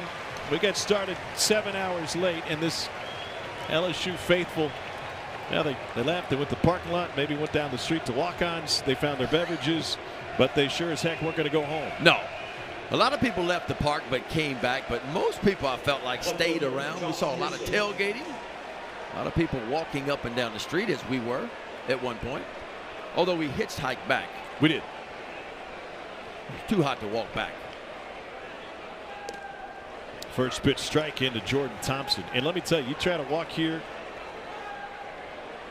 to the sports bar down the street, from here to the sports bar with Ben McDonald, there's not an easy direct path because you're going to get stopped at least 79 times, including a guy who stopped in the middle of the street, stuck his hand out the passenger side window with a baseball and a Sharpie. And they said, "Hey, Mr. McDonald, can I get your autograph?" Yeah, we can do that, but you're sitting still at a green light, sir. Yeah, folks don't care about who's behind them around here. Here's the 0-2. They're just going to block the road. They're going to block it for Big Ben. That was something else. Took more pictures than Miss America at lunch.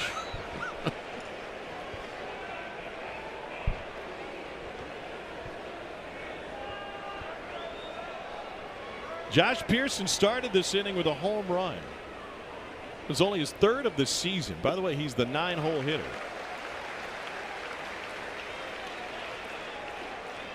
Yeah, Josh Pearson just could not get, and Jay Johnson told us yesterday, he said, listen, he didn't have a great fall, and it was a slow start for him. I just couldn't get in the lineup. As deep as the lineup was in the outfield where it was, but plugged him in about a month ago. He started getting some at-bats and started performing like he did last year as a freshman, and not been able to get him out of the lineup since. Well, he loves seeing Kentucky blue across from him. Last year in Hoover at the SEC tournament, he went 5 for 5, including a bunt single. And at the time, he said, well, that was the proudest moment of my career. Well, now the sophomore from West Monroe, Louisiana, has also homered against him in a super region. Pretty good run for Pearson. 35 starts last year, Hattiesburg regional team, and he tomahawks this one to the left side against the shift. It was a long run for Felker, and he overran it trying to get there after playing deep and short. Pardon me, that was Grant Smith playing on the left side of the infield. And the shift giveth and taketh away. If they're playing straight up, Felker would have had a routine play. Yeah. He had to go a long way. I didn't think he was going to even get to this ball, but a slide right at the end, and he just kind of slid past this one. Ball always seems to spin back towards the field to play when it's over in that direction.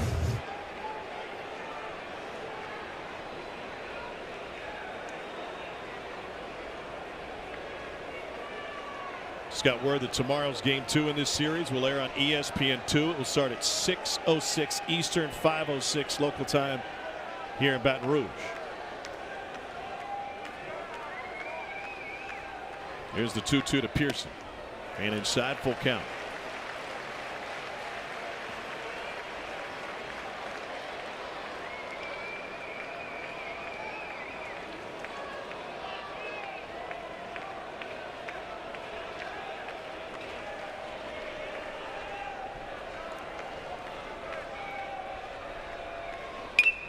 Pearson rips one foul. Pearson comes from a baseball family. His dad Bill threw so much batting practice to the youngsters he now can't straighten his right arm. Brother John is an LSU commit. Jacob was also an LSU commit, was a 3rd-round pick of the Angels.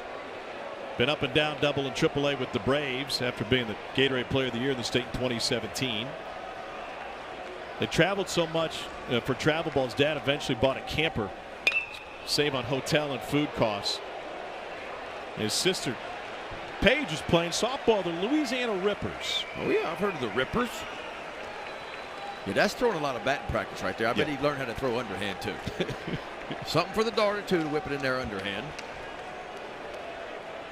This will be the 10th pitch of the at bat to Josh Pearson.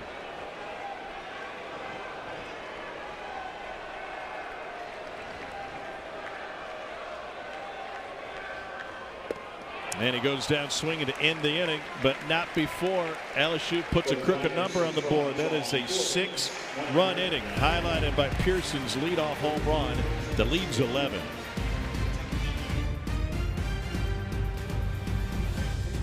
Well, LSU is just bludgeoning Kentucky pitching. 11 runs on 10 hits, and Paul Skeens is carving up the UK batters. He has struck out 5 through 5 innings.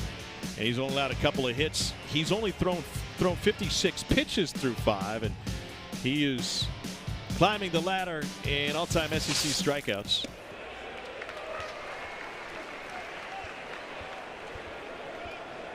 Big Ben, K202 in 1989. And Skeens on pace should LSU win 2 games here and make it to Omaha, huh? He's going to blow right by it. feel like if he gets a couple of starts in Omaha. It was a good run, Tommy. But it's almost over. You're up there for a while. 0-2 to McCarthy. I just challenged Skeens. Let's see, like how 1989 was how long ago? 20, 30, whatever. I challenged Paul Skeens in 30 years to try to walk from here to walk-ons and take as many pictures as you did. That's right. McCarthy bounced into a double play last time up. The pitch was low and away. 1 ball, 2 strikes.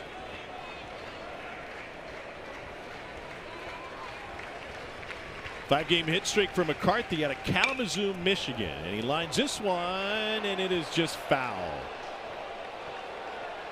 McCarthy played his high school ball at Portage Northern High School. Not only was he the number 3 shortstop in the state of Michigan, he was also an all-district hockey player. Wow. They're going to get together and discuss whether or not this one was fair or foul. I'd like to see a replay of this one because I thought when it hit, I'm with you, it looked fair to me. There are challenges available and also umpire-initiated reviews. This is an official video review. Here we go. Take a look. Where does it hit? Ooh. That looks fair to me.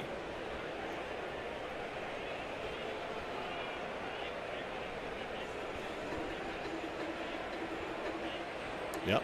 Absolutely fair. Shouldn't take long. A challenge by Nick Mingione in Kentucky. Now, where do you place the runner? Clearly, that was at least a double, right? Yes. If it's played in real time. And you stopped him before he could get to first by ruling a foul. Brother, grab your phone, open up the camera, hold it up to the television, even if you're in a sports bar, that's fine. And you can scan that for site-to-site coverage and take it to ESPN Squeeze Play. What a fantastic job by everybody back in the studio, including this weekend, Chris Button, Matt Schick, and Mike Rooney.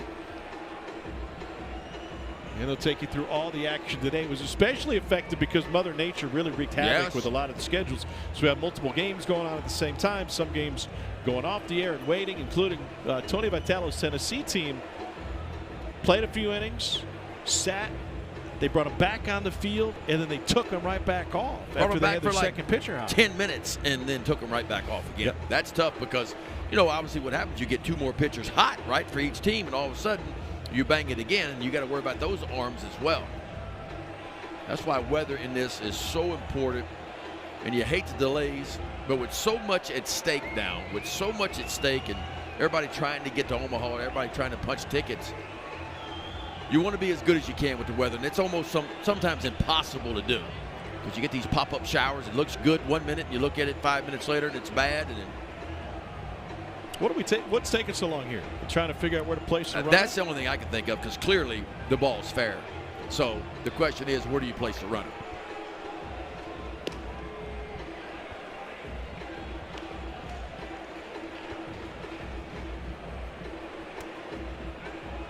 Yeah, put him at second. You can see. Yeah.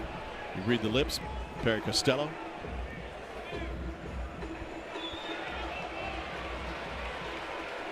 Balls ruled fair. Mark Wagers walking everybody through that one. So it'll be a double for Nolan McCarthy.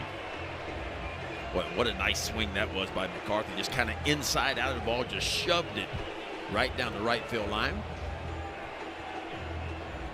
So leadoff man on for the second time tonight for the Cats, and that'll bring the shortstop Grant Smith to the plate. Smith started his college career at Incarnate Word. He had originally signed out of Albuquerque with New Mexico State. They had a coaching change late in the summer, so ended up changing schools right before the semester started.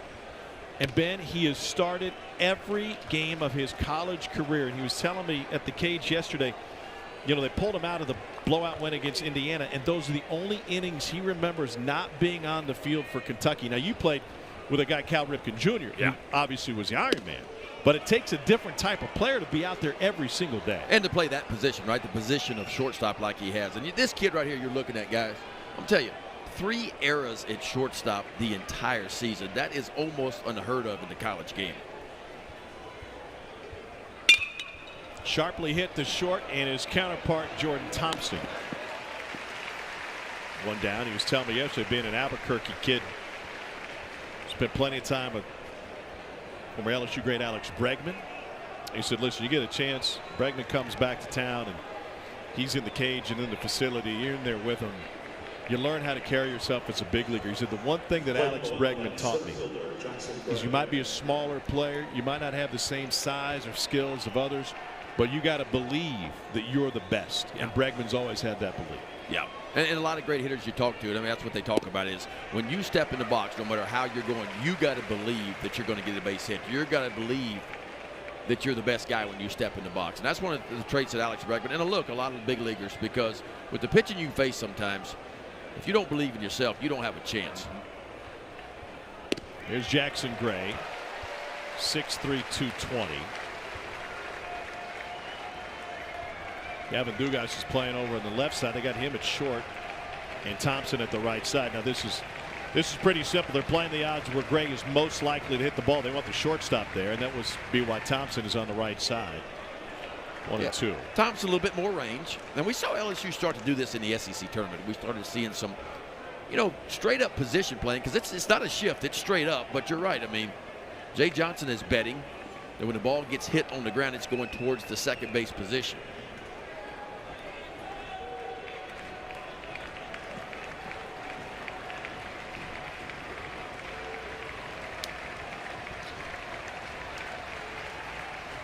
Here's the 1-2 to Gray. Swing and a miss. Skeens with strikeout number 6. Well, that slider for Paul Skeens has been outstanding. In Kentucky, in the situation there, they didn't need a base hit to score a run. Infield play is back for LSU. So Ball just put into play in the middle, would have netted the first run of the game, but instead, Skeens just too good. And see, that ball's got a little bit different shape. See how that ball had more vertical down to it? Typically, the Paul Skeens slider, the sweeper, is going more horizontal, more right to left. So I think he's shaping his breaking ball several different ways tonight.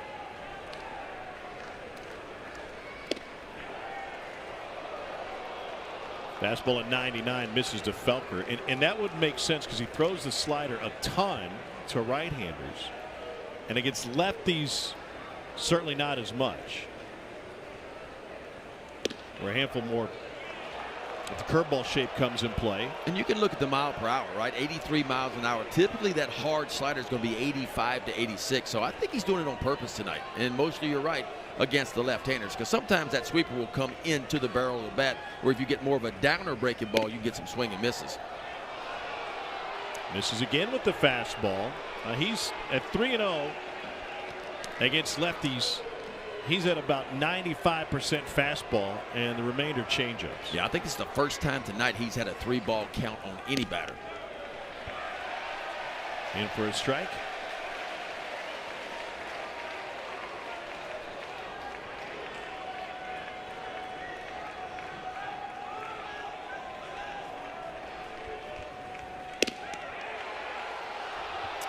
And just missed with 100 for his first walk of the night. You mentioned earlier his size and how that plays into the difficulty for a pitcher repeating his mechanics. Yeah. You're a pitcher of great stature in terms of height. How do you perfect that? I think it's just muscle memory. And when you talk about the jump that Paul Skeens made, like he averaged 93 miles an hour at Air Force last year. That was the average fastball. It's 98.5 this year. So you say, how does that happen? Well, he'll tell you. I left Air Force, and when you're at Air Force, you do Air Force things. You get up in the morning at 5:30 in the morning, and you do air. And what time you have left over, you dedicate to baseball. And obviously, Paul Skeens, when he had time for baseball at Air Force, he split his time between hitting and pitching. John Overwood, two-rate player of the year last year. But now he comes to LSU, and he gets designed on a program specifically for pitching, a weight program. And then when Wes Johnson got with him and cleaned the mechanics up, that's where the extra jump came for miles per hour. And you typically don't see that kind of jump from a pitcher, especially a guy going from his sophomore to his junior year. You don't normally see a 6-mile-an-hour jump. Like, that is very odd. But when you're the size that Paul Skeens is and the way he works in the weight room and the things that he does, and he's cleaned the mechanics up, and it's real clean. And if you watch him pitch, although he's creating unbelievable velocity numbers, it almost looks like he's not throwing that hard, right? It looks really, really smooth. We see a lot of guys throw hard in our game, but it's like max effort. This does not look like max effort to me.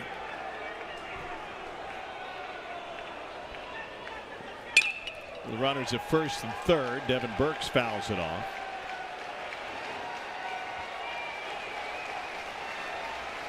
And the Pittsburgh Pirates, who have the #1 pick this year, they got a big decision to make. You know, in the history of the draft, position players have outperformed pitchers at the top of the draft. But every now and then a talent comes along that says, you know what, sometimes I got to throw that to the side. And so I think Paul Skeens has a real shot to be the #1 pick. 101 for strikeout number 7 against just 1 walk. The nation's strikeout leader struts his way off the mound. LSU up 11.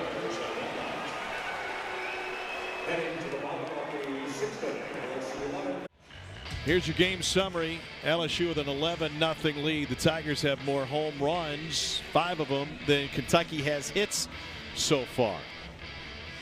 Catches 3 for 20 against Paul Skeens. Well, you mentioned the upcoming draft. The Pittsburgh Pirates have the #1 overall pick in the draft. They had the #1 pick just a few years ago. In 2021, they took catcher Henry Davis out of Louisville. They saved a couple bucks, took him a couple million under slot. Here's the mock draft according to Kylie McDaniel with college players. He's got Cruz, #2, Wyatt Langford, #3, and Paul Skeens, #5 overall. Skeens would be going to the Twins, but you have a theory that could flip those guys and put Skeens #1 perhaps. Yeah, we've seen in the last few years of the draft with the slot values being what they are, some teams like the Pirates that are rebuilding, like the Nationals that are rebuilding, they try to go 2 for 1 and get 2 premium players, you know, at the front of the draft. And what you do by that is you save a little bit of money, you come off a slot value, you know, and that's why Wyatt Langford's name is being mentioned towards the top 2, because the Pirates may go to Langford and say, listen, slot value is 9 for the first pick, but we're not going to pay you 9. What we will do is you'll be the first pick in the draft, but we're going to pay you 7. Yep. We're going to save $2 million, and then we're going to roll it into a high school kid that's committed to wherever, Florida or Georgia or whoever, and they're going to try to steal that guy away from the college game. And that way you get 2 premium-type players with your signing bonus, because there is, you know, money out there. There's a bonus pool of money that each team has that they can spend on their first 10 picks. And so some teams try to navigate that. But this guy right here, you know, projected to be #1, and the Pirates like position players, and so probably be Dylan Cruz. But I would not be shocked if Paul Skeens, and I do think this, the Nationals took Steven Strasburg some years ago. I don't think the Nationals, who are drafted second, if Paul Skeens is still there, to me, he's going #2. Yeah, because the value for pitchers with velocity has dropped a little bit in MLB guys' eyes. No doubt. You look at, like, for example, if you can go later in the rounds and you can find a Spencer Strider like the Braves did, perhaps you can find somebody of that ilk. Not a whole lot of Strasburgs out there. No, not a whole lot of Skeens. And that's what we talk about. Every now and then a player comes along that makes you forget about those things. Backhanded at short by Grant Smith. And there's one down. LSU has a great history for #1 overall picks in every single sport. How about Billy Cannon? Heisman Trophy winner with first overall in 1960. My partner went 1-1 in 1989. Look at young Shaq, #33, first overall in 92. Simone Augustus in the WNBA draft in 2006. Jamarcus Russell and Ben Simmons also going #1. And by the way, oh yeah, that guy Joe Burrow. Yeah, he was pretty good too. How did he turn out, huh? Yeah, he's all right. Oh. Whoa! Way out of here over the scoreboard. Tommy Tanks has done it for the second time tonight. Yeah, what that guy just said. My goodness. Tommy, we've seen some loud ones tonight by LSU. I mean loud. But none of them as loud as that one. You talk about just lean on one, kid. Watch this. I mean, that's putting everything you got into one. Before it even left the infield, Tommy White didn't have to look at it again.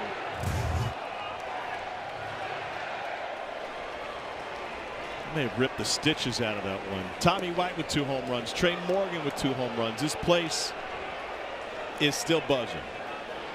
Yeah, you don't see many balls go over the scoreboard here.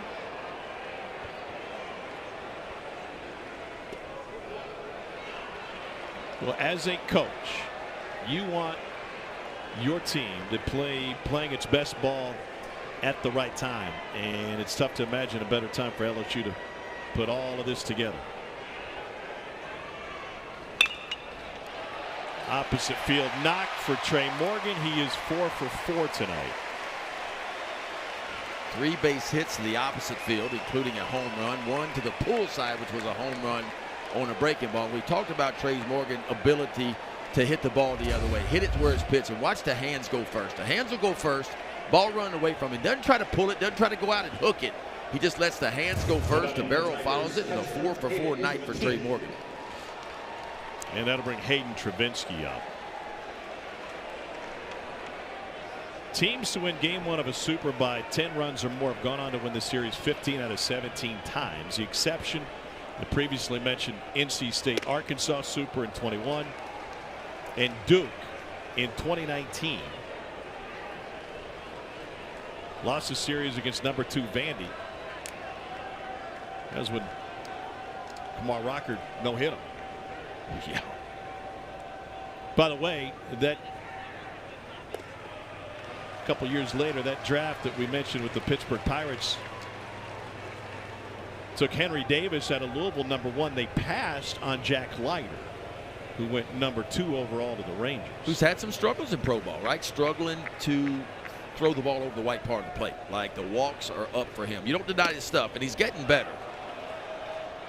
But I think we all thought, looking at Jack Leiter in college a few years ago, that he'd be a fast climber and probably be in the big leagues by now.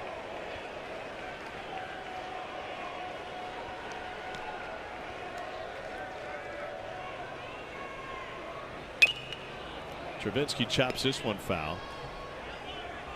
Up in Eugene, Oral Roberts has just tied the series 1 win apiece with the Ducks. An 8-7 walk-off win for Oral Roberts. And they'll play a deciding game 3 tomorrow. Boy, no quitting that team, huh? Normally when you're up 8-0 and you lose, that's deflating. It's deflating, and you have a hard time regaining it the following day.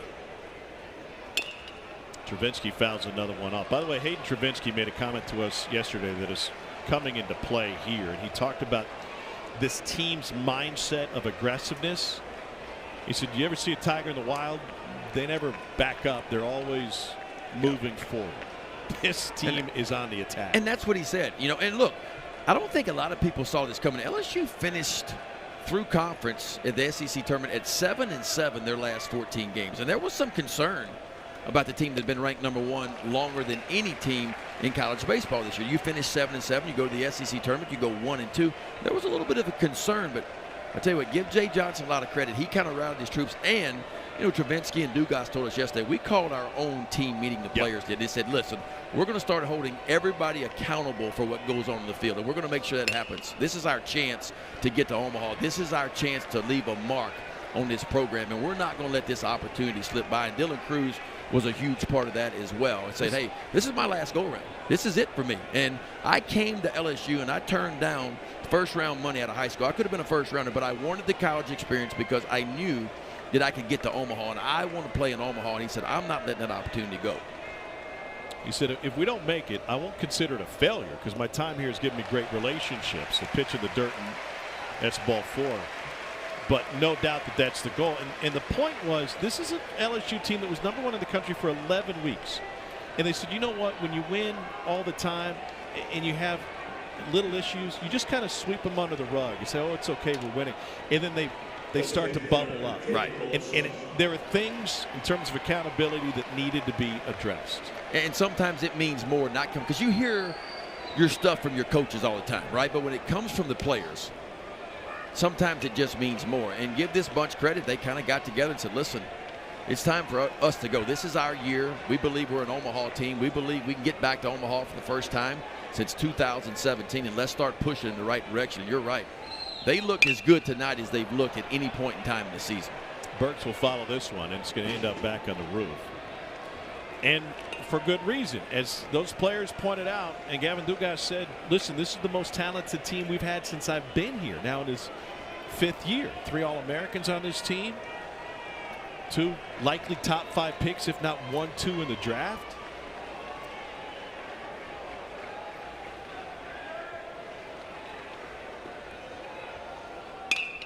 Beloso flicks this one to the left side. Grant Smith into the outfield grass to handle it for out number 2. 2 on and 2 out with Dugas coming up.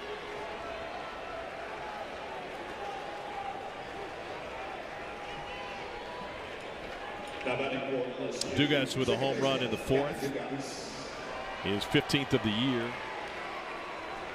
Yeah, and look, you can say the same thing for Kentucky. I mean, they finished their season 2-5 in their final 7 games, you know, but still was a top 12 national seed and really played well in their Lexington regional. Lost game 2, but then won 4 in a row. Oh, through the wickets, but Burks was able to get there before anybody could advance. The Kentucky team that was able to put together a fantastic schedule and a #1 RPI through most of the season. In the key series may have been the South Carolina series that opened the month of May. They swept South Carolina. They got a win against Tennessee Tech, and then they struggled against Tennessee and lost the series against Florida. And they were only in Hoover at the SEC tournament for 1 game. But they had enough hay in the barn to get a national seed, and that was a huge part of their win last week in the regional at home with 2 wins against Indiana. Well, it wasn't the finish they wanted. If you go back and look, they won their first 3 conference weekends, but then only won 4 of the, or actually won 1 of the final 7 series. So it wasn't the finish they wanted. But you're right, they played an extremely the toughest schedule in the entire country, and they were ready. And look, Nick Mingione deserves a lot of credit for rallying his troops and getting them ready and getting them through. Look, when you lose game 2 of a regional, it is difficult to win 4 in a row to come back through it, and they found a way to do it. 2 guys hanging in there, fouls another one off.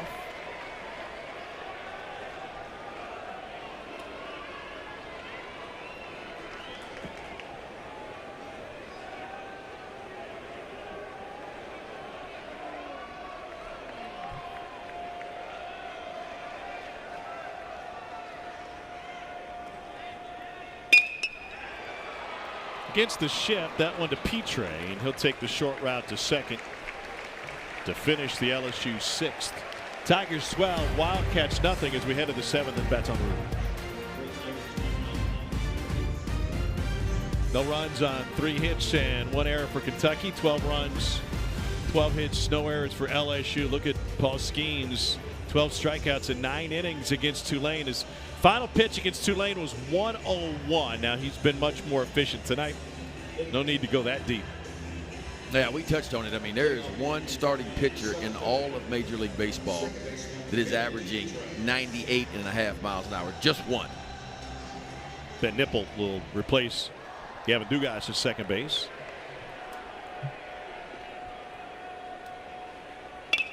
And the first pitch rolled right to Nipple. And Amelia Petre is retired. 1 down with Hunter Gillum coming up. So you kind of touched on this earlier with Skeens. But if you're able not just to throw 102 miles an hour, but sit at that high velocity. Remember, his last pitch of the game last week was 101. Where does that come from? I think it comes from his body, right? I mean, if you look at the lower half is thick and it's strong, and he gets a lot of explosion off the rubber, you know. And let's not forget this. So the average Major League pitcher is 6'3", and the average extension towards home plate from the rubber is about 6 feet 4 inches of extension towards home plate. That's leaving the rubber. That's the average. You mentioned Spencer Strider because they call him Quadzilla, right? He's got quads as big as basketballs. But if you watch him pitch in slow motion, he explodes down the mound so hard and so far. he's actually releasing the ball for a shorter guy because Strider's only 6 foot tall. Yeah. He's exploding down the slope, and his release point is 7 feet from the rubber, even though he's a shorter guy. So that fastball that you see that's 98, 99, it's playing better than that. Now you take Skeens, for instance, his release point is over 7 feet. So the fastball is even playing better than what it actually is. And then you couple that with the horizontal movement he naturally has on his ball. It's not a straight 100 or a straight 101. It's got a lot of movement to it. And I'm telling you what, like that, he's going to burn up some bats when he gets to pro ball. They're going to have enough kindling for firewood when he pitches sometimes. Here's his average velocity per pitch, a fastball at 98.5, slider at 85, and a curveball just a couple of ticks below that. I mean, you could take this guy tomorrow and plug him in, I think, in the big leagues in a bullpen, and he would hold his own tomorrow in the big leagues. I want to follow up on that. Here's the 1-2. It's Fowler. How many? You've seen great pitching in college baseball all the years you've covered since you finished your playing career.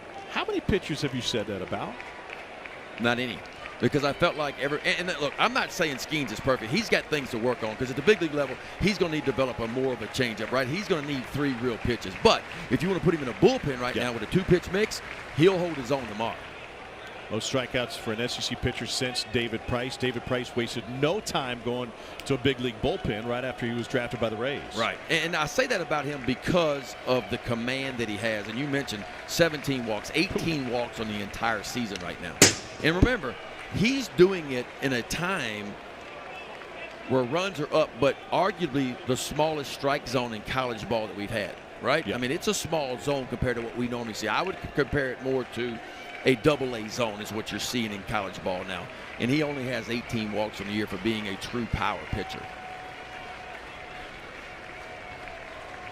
Only 86 pitches into this one. Here's the 2-2 to Hunter Gillum.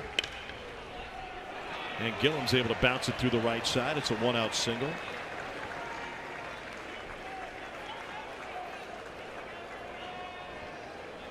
And that'll bring Reuben Church to the plate. Now remember, when this Kentucky team faced Paul Skeens earlier this season, they trailed 11-1 after 2 innings. They stayed on him. They had more hits than anybody. They pushed across some runs to him in a game like this one that had largely been decided early. But they never quit. They showed they could get to him. Well, I think that was one of the things they were hanging their hat on to say, look, we scored more runs on him than anybody did this year, right? And even though it was a blowout game, we still got 7 hits and 6 in the third. We scored 5 runs, 4 were earned. But Paul Skeens has just been too good. This LSU offense got out early. And of course, as a pitcher, when you get your offense out early, that just allows you to relax even a little bit more because every pitch that comes out of your hand doesn't mean the ball game anymore. And so you get that comfort factor to know, okay, I don't have to be perfect tonight. 0-2 to Church with a runner aboard and 1 down.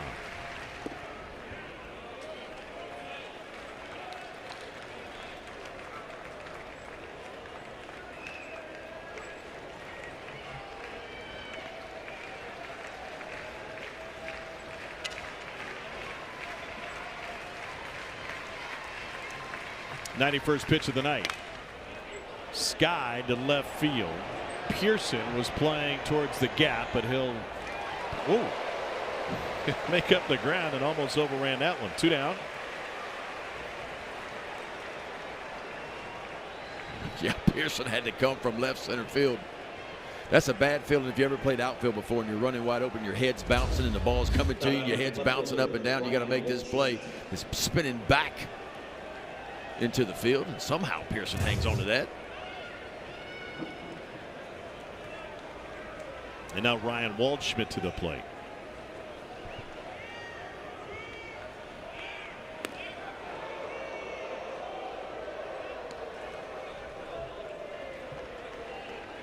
Waldschmidt is one of a handful of transfers on this Kentucky roster. He spent last year at Charleston Southern. Was an infielder at Charleston Southern, moved to the outfield late in the season, and now playing full-time outfield for the first time really in his career. Yeah, Nick Mingione told us yesterday, when you have wholesale changes, you bring in a lot of different players into a group. You wonder how the team's going to gel, right? I mean, you just don't know what you're going to get. But he said this team really took off. You know, it's a lot like Texas A&M last year with Jim Schlossnagle. Remember, he hit the transfer portal really hard, brought in a lot of new faces, and it all kind of came together for him as well. And that's kind of what Kentucky's done this year, plugged in some places, some people in some places that weren't there last year. This team's been good. Well hit, deep right field. Jobert drifts, and he will handle it. No runs, a hit, one left. Time to stretch. Skeens all smiles. His team's got a 12-0 lead. NCAA Super Regionals presented by Capital One. 12-0. LSU with the lead. Powering their way to 6 home runs tonight. They lead the entire tournament in home runs with 15. Sunday Night Baseball coming your way back in the Bronx. Yankees finish up a weekend series with the Red Sox and the Yankees, 7 Eastern, 4 Pacific on ESPN, ESPN Deportes, and ESPN Radio. First of 2 consecutive weekends the Yanks and Sox will be in Fenway. It will be on Sunday Night Baseball again next weekend. It's Brian Bayo tomorrow night against former South Carolina standout Clark Schmidt. Yeah. Here's Seth Lowe on the mound now for Kentucky. 13th appearance, 1-0 with a 5.54. They only worked 13 innings for the Wildcats this year. 17 punch-outs, 7 walks. We got a new battery. Chase Stanky takes over behind the plate.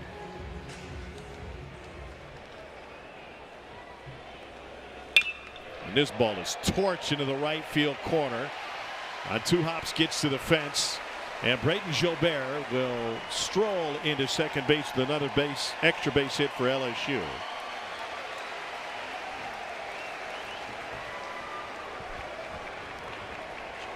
Well, they're just knocking the cover off the ball tonight. They're just sitting on fastballs, and when they're getting them, it's been an impressive display by LSU. Seems like every ball that we've seen that's been a mistake. In other words, left up, out, over the plate. LSU's been able to put a barrel on it. That's Paxton Kling. Will be the pitch runner for Brayton Jobert. So both sides getting into their bench. Tomorrow's game 2 starts at 6:06 Eastern, 5:06 here in Baton Rouge, and by all accounts looks like LSU will be playing for a chance to make its way to Omaha. Jordan Thompson is 2 for 4. Both of his hits came as part of a 6-run 5th inning. Kentucky fans, don't despair. 2021, Arkansas beat NC State 21-2 in their first game of the Super. This one through the right side. 3-hit game for Thompson. Clean can absolutely fly, and he scoots home and make it 12-0. Yeah, this is very similar to what we saw in game 1 when Kentucky came to LSU back in April, right? Yeah. LSU won big. Kentucky didn't use some of their better arms in that first game, but then Kentucky turned the tables and won big in game 2, and it was a nail biter in game 3. LSU ended up winning the series and winning that final game, but only by 1 run. Tommy White drove in the game winner in that one.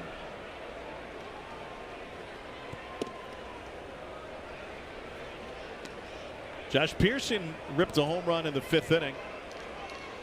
In addition to that Arkansas win against NC State 21-2 in 2021. Ellen Avent's team came back to win that Super Regional against the #1 team in the country, and on a pitch in the dirt and an extra 90 feet for Jordan Thompson.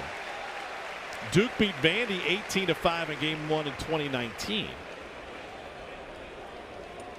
And then Vanderbilt came back to win that Super.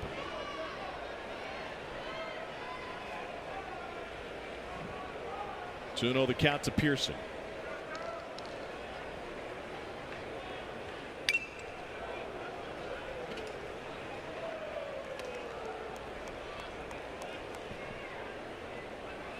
There's action. Like money getting loose for LSU.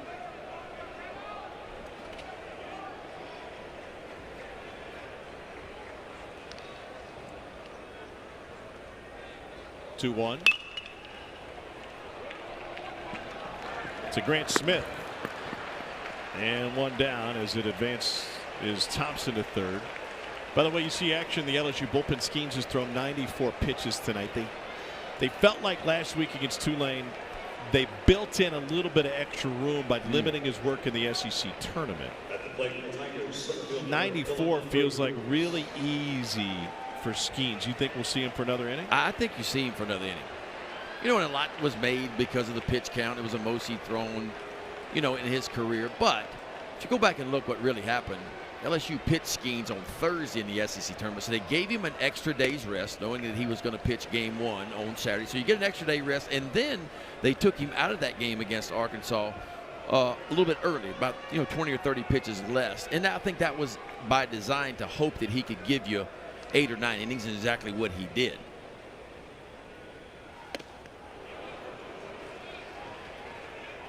Top of the order, wheeling some sledgehammers.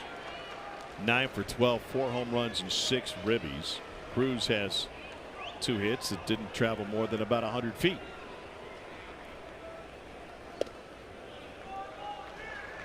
Cruz is flirting with a bunch of different LSU batting records. Rafe Rhymes' school record for batting average.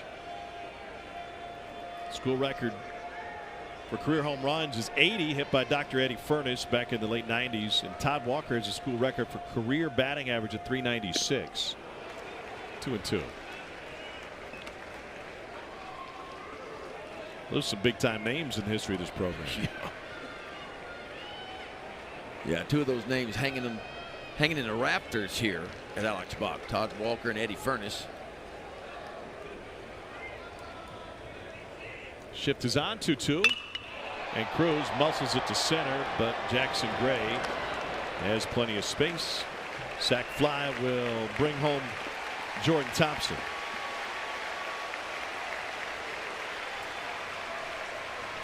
Tell you what, this LSU fan base is a smart baseball crowd, right? Cheering the sac fly from Dylan Cruz, and a lot to cheer about tonight. But they're so smart. When the NCAA rep walked down the field during one of the rain delays, they knew exactly who it was, and they booed the living daylight out of him. It took some time, though. Skip will tell you the stories when he first took over here back, in the early 80s. He said they'd be down a lot, and so the fans would scream at him, "Hey, Skip, we need some more points." And he'd turn around and yell back, "They're runs, and we'll get more of them." So it took some time. Tommy White fouls one off, and now we got guys wearing popcorn buckets on their head. That's right. Buckethead's out there somewhere. Buckethead did not miss one pitch. There's Buckethead. Last weekend he was here for not just the LSU games. He was here for every pitch of every game of the region. Whoa. Oh boy. Knocked something right off that front rail and scared the daylights out of that lady in row 1. She didn't throw her beverage all over herself, did she? Well, that'll wake you up if you're sleeping back there. What are they looking at? Not Look this. out! She just a little bit late. Still scared her.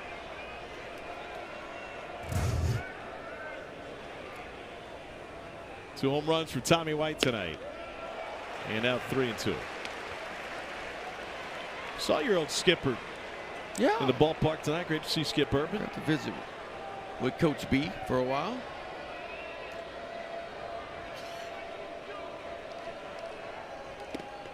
Big swing and a miss, and White goes down swinging. We're finished with 7 on a late night in the Bayou, and it's a 14-0 LSU lead.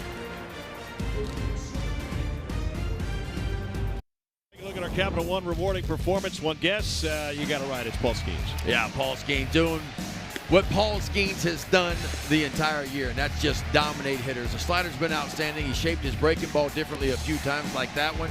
And, of course, the fastball has been up to 102 tonight, folks. He has put on a show. Skeens is still out there to pitch the 8th.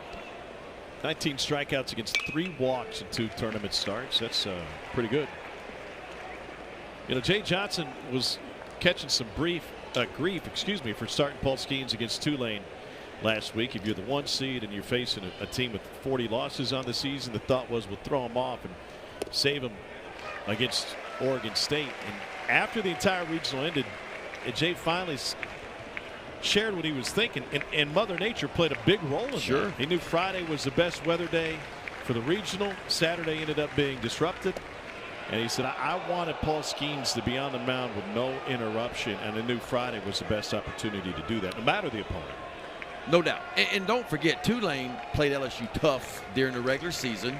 LSU pulled away at the end. That was down in New Orleans, and then gave LSU really all they wanted against Paul Skeens in game 1 of that regional. So I think you do it for that reason. Obviously, Tulane was a team that won their conference tournament and was playing with house money and nothing to lose. So you worry about those teams sometimes. And Jay Johnson wanted no chance at all. And there's another really good slider by Paul Skeens. So 1 down and Grant Smith coming to the plate. And the other piece of that is Ty Floyd, who's been the number 2 starter, has been really good lately for LSU. And he feel like he took a big jump forward. He'd be fine against Oregon State. And Thatcher Hurd has turned the corner 2 out of the bullpen for LSU. So he felt like he had enough arms. And the other part to that was he'd hope Paul Skeens would give him a complete game, right, and save as many bullets as he could. Of course, Paul Skeens threw a complete game. 100th pitch of the night is in for a strike to Grant Smith.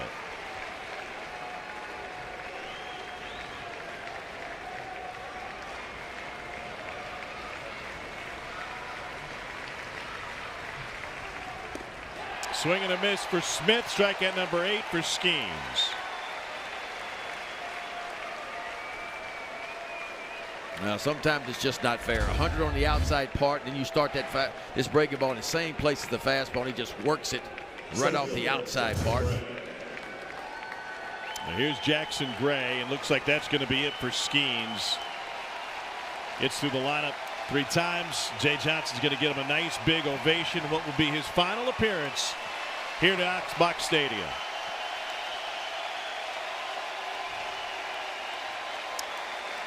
Not sure we'll see another dude like this in an LSU uniform in some time.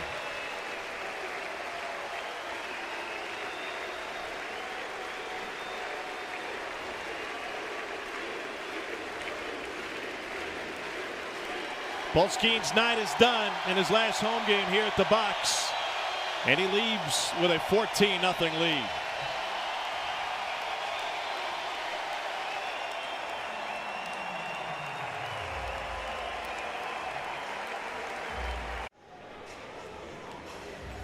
Paul Skeens walked 1 against 9 strikeouts. That 1 walk was the only 3-ball count he got to all night. 7 2/3 innings, 101 pitches.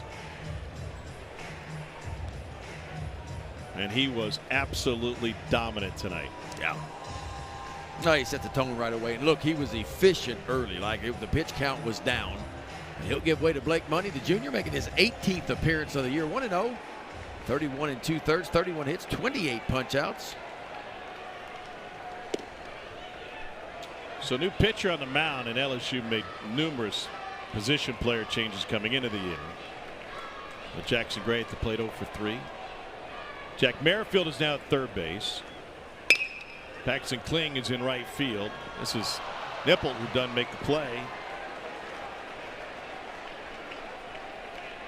And Jackson Gray will reach on the error. Alex Milazzo is the new catcher for LSU.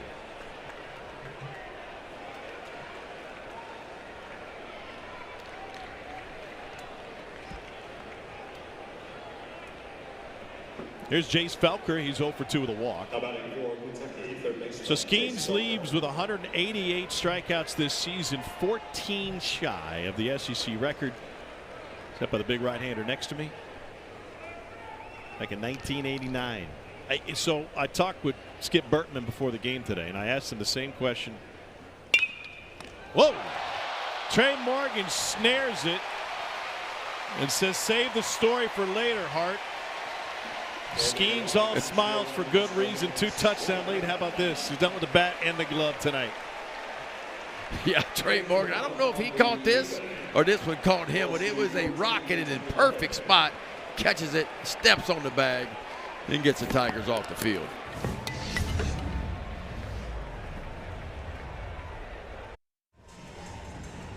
Go down to Tiger Town. I'm going to teach you how to Dougie. LSU leads 14-0. Home half of the 8th inning. 6 home runs tonight for the Tigers, most in the tournament. LSU hasn't lost a game. Only a handful of teams can say that. Here's Trey Morgan. What a night he's had. 4 for 4. 2 home runs at snare at first base earlier.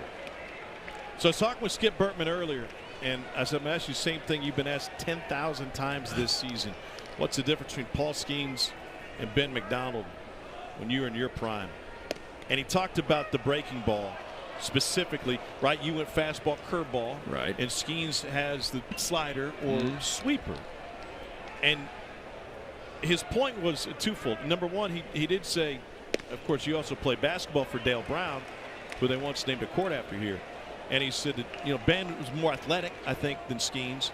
But he felt like you had to set up your curveball with the fastball. And Skeens can use that slider at just about any time. Yeah, I mean, he's got a rare, Skeens is, although he can elevate up when he wants to with a four-seamer, he is basically an east-west guy, meaning that two-seam fastball, that four-seamer, has a lot of run to it, right? So he can work it in the righties and away from lefties. But then he can cross you up and make an X with that slider that goes the other way.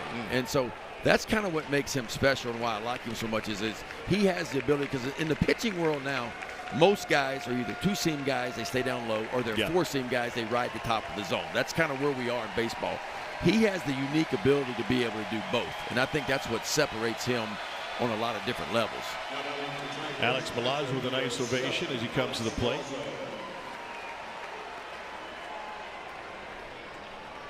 I tried to get him to judge you guys based on a better haircut, but Skip wouldn't bite. Alonzo from up in Zachary, not far from here. Tommy White hit 1 ball 2 Zachary, 1 right over it. There, a waiter. Gino's last night was from Zachary. That's right. That's right. What big guy, football player. Yeah. What were those appetizers you bought me? Arancini's, crawfish arancini, and just a regular beef arancini. What is an arancini?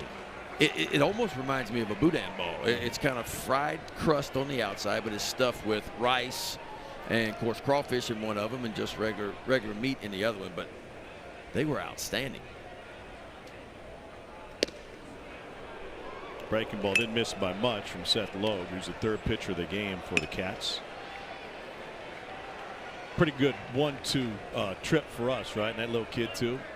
Yeah. Knocked out Gino's last night and spent some time at walk-ons today. And we had that extra time because the NCAA site rep was so concerned with the weather that they decided to wait until there wasn't any lightning threat. And now that's a decision that's not made by the home team or the LSU head coach. It's made by the NCAA once you get to postseason play, to center field and Gray. 2 down. Yeah, correct. And look, I think the coaches have some input, right? As they should, but ultimately it is not their decision. It's the NCAA on whether you play. And we later found out, while the weather looked perfect at 2 o'clock, it looked great at 3, 4, and 5. There were lightning strikes that we found out that, of course, nobody really knew about within 8 miles. And so, this is a time of the year where there's so much at stake, and you want your top performers on the field. And Jay Johnston, and I think the NCAA recognized, too, that we don't want to get Paul Skeens, the best pitcher in baseball, on the mound, and all of a sudden you get a 2-hour rain delay after 2 innings, and then you're one of your best players in the game can't perform. And I think that's what that was about. Although the weather looked perfect, it really wasn't with the lightning strikes that were in the area. Jared Jones at the plate. And if you're looking for what can happen if you do it the other way, just look what happened in Hattiesburg today. Right. They started, they played a few innings, got them off the field for a delay again for weather, and this one's torched by Jones to left field, and a pinch hit appearance with 2 outs will result in a stand-up double for the freshman Jared Jones. This LSU team is rolling. 14 runs on 15 hits. They are unbeaten in the postseason. It can only be said by a few teams through a weekend and a half. Ben DePolt gets a chance to hit for the first time. Wake's 4-0. LSU 3-0. Tennessee trailing Southern Miss in their first game, but they're 3-0. Texas came from behind took advantage of Stanford's giving ways in the 9th inning to win on the farm tonight 4-0. And TCU, How about the Horned Frogs? 5-0, huh? pretty good run. And of course, TCU had the chance to host at Lupton Stadium because Indiana State did not have their home field available to them. Indiana State, the Sycamores, were in position to host this weekend, but the Special Olympics coming to Terre Haute, and they didn't submit a bid for Super Regional because they didn't have the resources on campus to host. That's a tough situation for the Sycamores, who go 2-2 this weekend. Pop up to end it. We go to the 9th. Kentucky needs 14 to tie, 15 for the lead. The NCAA Baseball Super Regionals are presented by Capital One. What's in your wallet? Late night in Red Stick, and LSU with a 14-0 lead as we head to the 9th. Tom Hart alongside Ben McDonald. That guy's still here, and his arm's not even tired. Pull out your phone, scan that for an opportunity to visit Squeeze Play. Multi-game coverage by scanning the QR code. Chase Stanky pops this one up. ESPN Plus subscribers can access expanded coverage with Squeeze Play. And that one squeezed over at third by Jack Merrifield. Squeeze Play coming your way all day tomorrow, and it is going to be a busy day on the diamond. 2 spots have been clinched in Omaha, TCU and Florida, and all the action will get going at noon tomorrow, including Southern Miss and Tennessee trying to finish up their weather interrupted game today. Amelia Petre with a fly ball deep into the left field corner and into row number 3. Boy, how good was Waltrip today for Florida? He was fantastic. Hunter Waldrop, 8 shutout innings, 13 Ks. So tomorrow, Southern Miss Tennessee at noon on the U. Duke, Virginia, game 3 noon on E2. Wake and Alabama in their game 2 on ESPN. And then game 2 of that Southern Miss Tennessee game will be on ESPN. Will be on ESPN2 tomorrow night at 6 Eastern, 5 Central. And the nightcap will be out west. Number 8 national seed Stanford trying to stave off elimination against Texas. To left, Pearson, 2 down.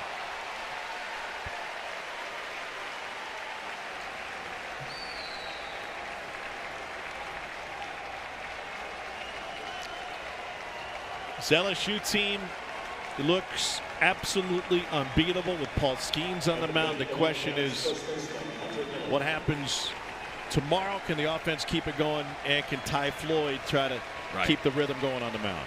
And you know, the way this offense is swinging, I don't think Ty Floyd has to be perfect, right? He's just got to keep LSU around. And, you know, I think a quality start would be a great outing for him, right? 6 innings, 3 earned runs or less would be good. Not sure who Kentucky's going to throw as of yet, but they got plenty of choices. They got plenty of arms left. And I expect tomorrow to be a totally different day today. Kentucky obviously came into this game wanting to win, planning on winning, planning on competing, but they also knew what they were up against. And we're talking with Nick Mingione about the plan to win this series yesterday. And we said if you can't get to Skeens, this is going to be a series where you have to win games 2 and 3. And he understood that challenge and that opportunity. Sure. So while this is a very lopsided score, it's nothing that Kentucky didn't think they'd have to deal with. Little squibber, and that will end it. Skeens goes to 12-2 with the win, and Zach Lee falls to 5-4 with the loss. Tigers now 1 win away from their 19th trip to Omaha and College World Series appearance. Only 4 hits for Kentucky in this one. Yeah, I mean, LSU got everything they wanted, right? Paul Skeens went out and dominated the ball. Games go 7 2/3, 9 punch-outs, 1 walk. And this LSU offense, 15 hits, 8 of which were extra base hits, including 6 home runs. So kind of the way LSU finished the regional in Baton Rouge. You know, with 9 homers in their final 2 games, they kind of picked up right where they left off. But tomorrow will be a totally different day. I expect this Kentucky team to bounce back. We'll have a barn burner tomorrow. It's the 29th time this season LSU has scored in double digits. They are now 27-2 when scoring 10 runs or more. And Listen, Trey Morgan had a heck of a day. He went 4 for 5. Tommy White, including 2 home runs. Tommy White homered twice. Gavin Dugas was able to get a home run. Josh Pearson ran into one and put it over the wall in right field. This is unbelievable offensive output by LSU. And one of the stars offensively, Trey Morgan, joining us now. Trey, congratulations, man. We say all the time that hitting is contagious. Does it feel like that with this lineup when y'all get it going? Yeah, definitely. As soon as one guy kind of breaks the seal, the whole team kind of gets going. It's like it turns into a barrel fest as soon as one guy gets going. That's pretty much what happened here tonight. Trey, how have you been able to use – I mean, ever since you stepped on campus 3 years ago, your approach has been to the opposite way, and that's really been your ticket, and that's what you do really well. And, of course, your first home run of the night came opposite field.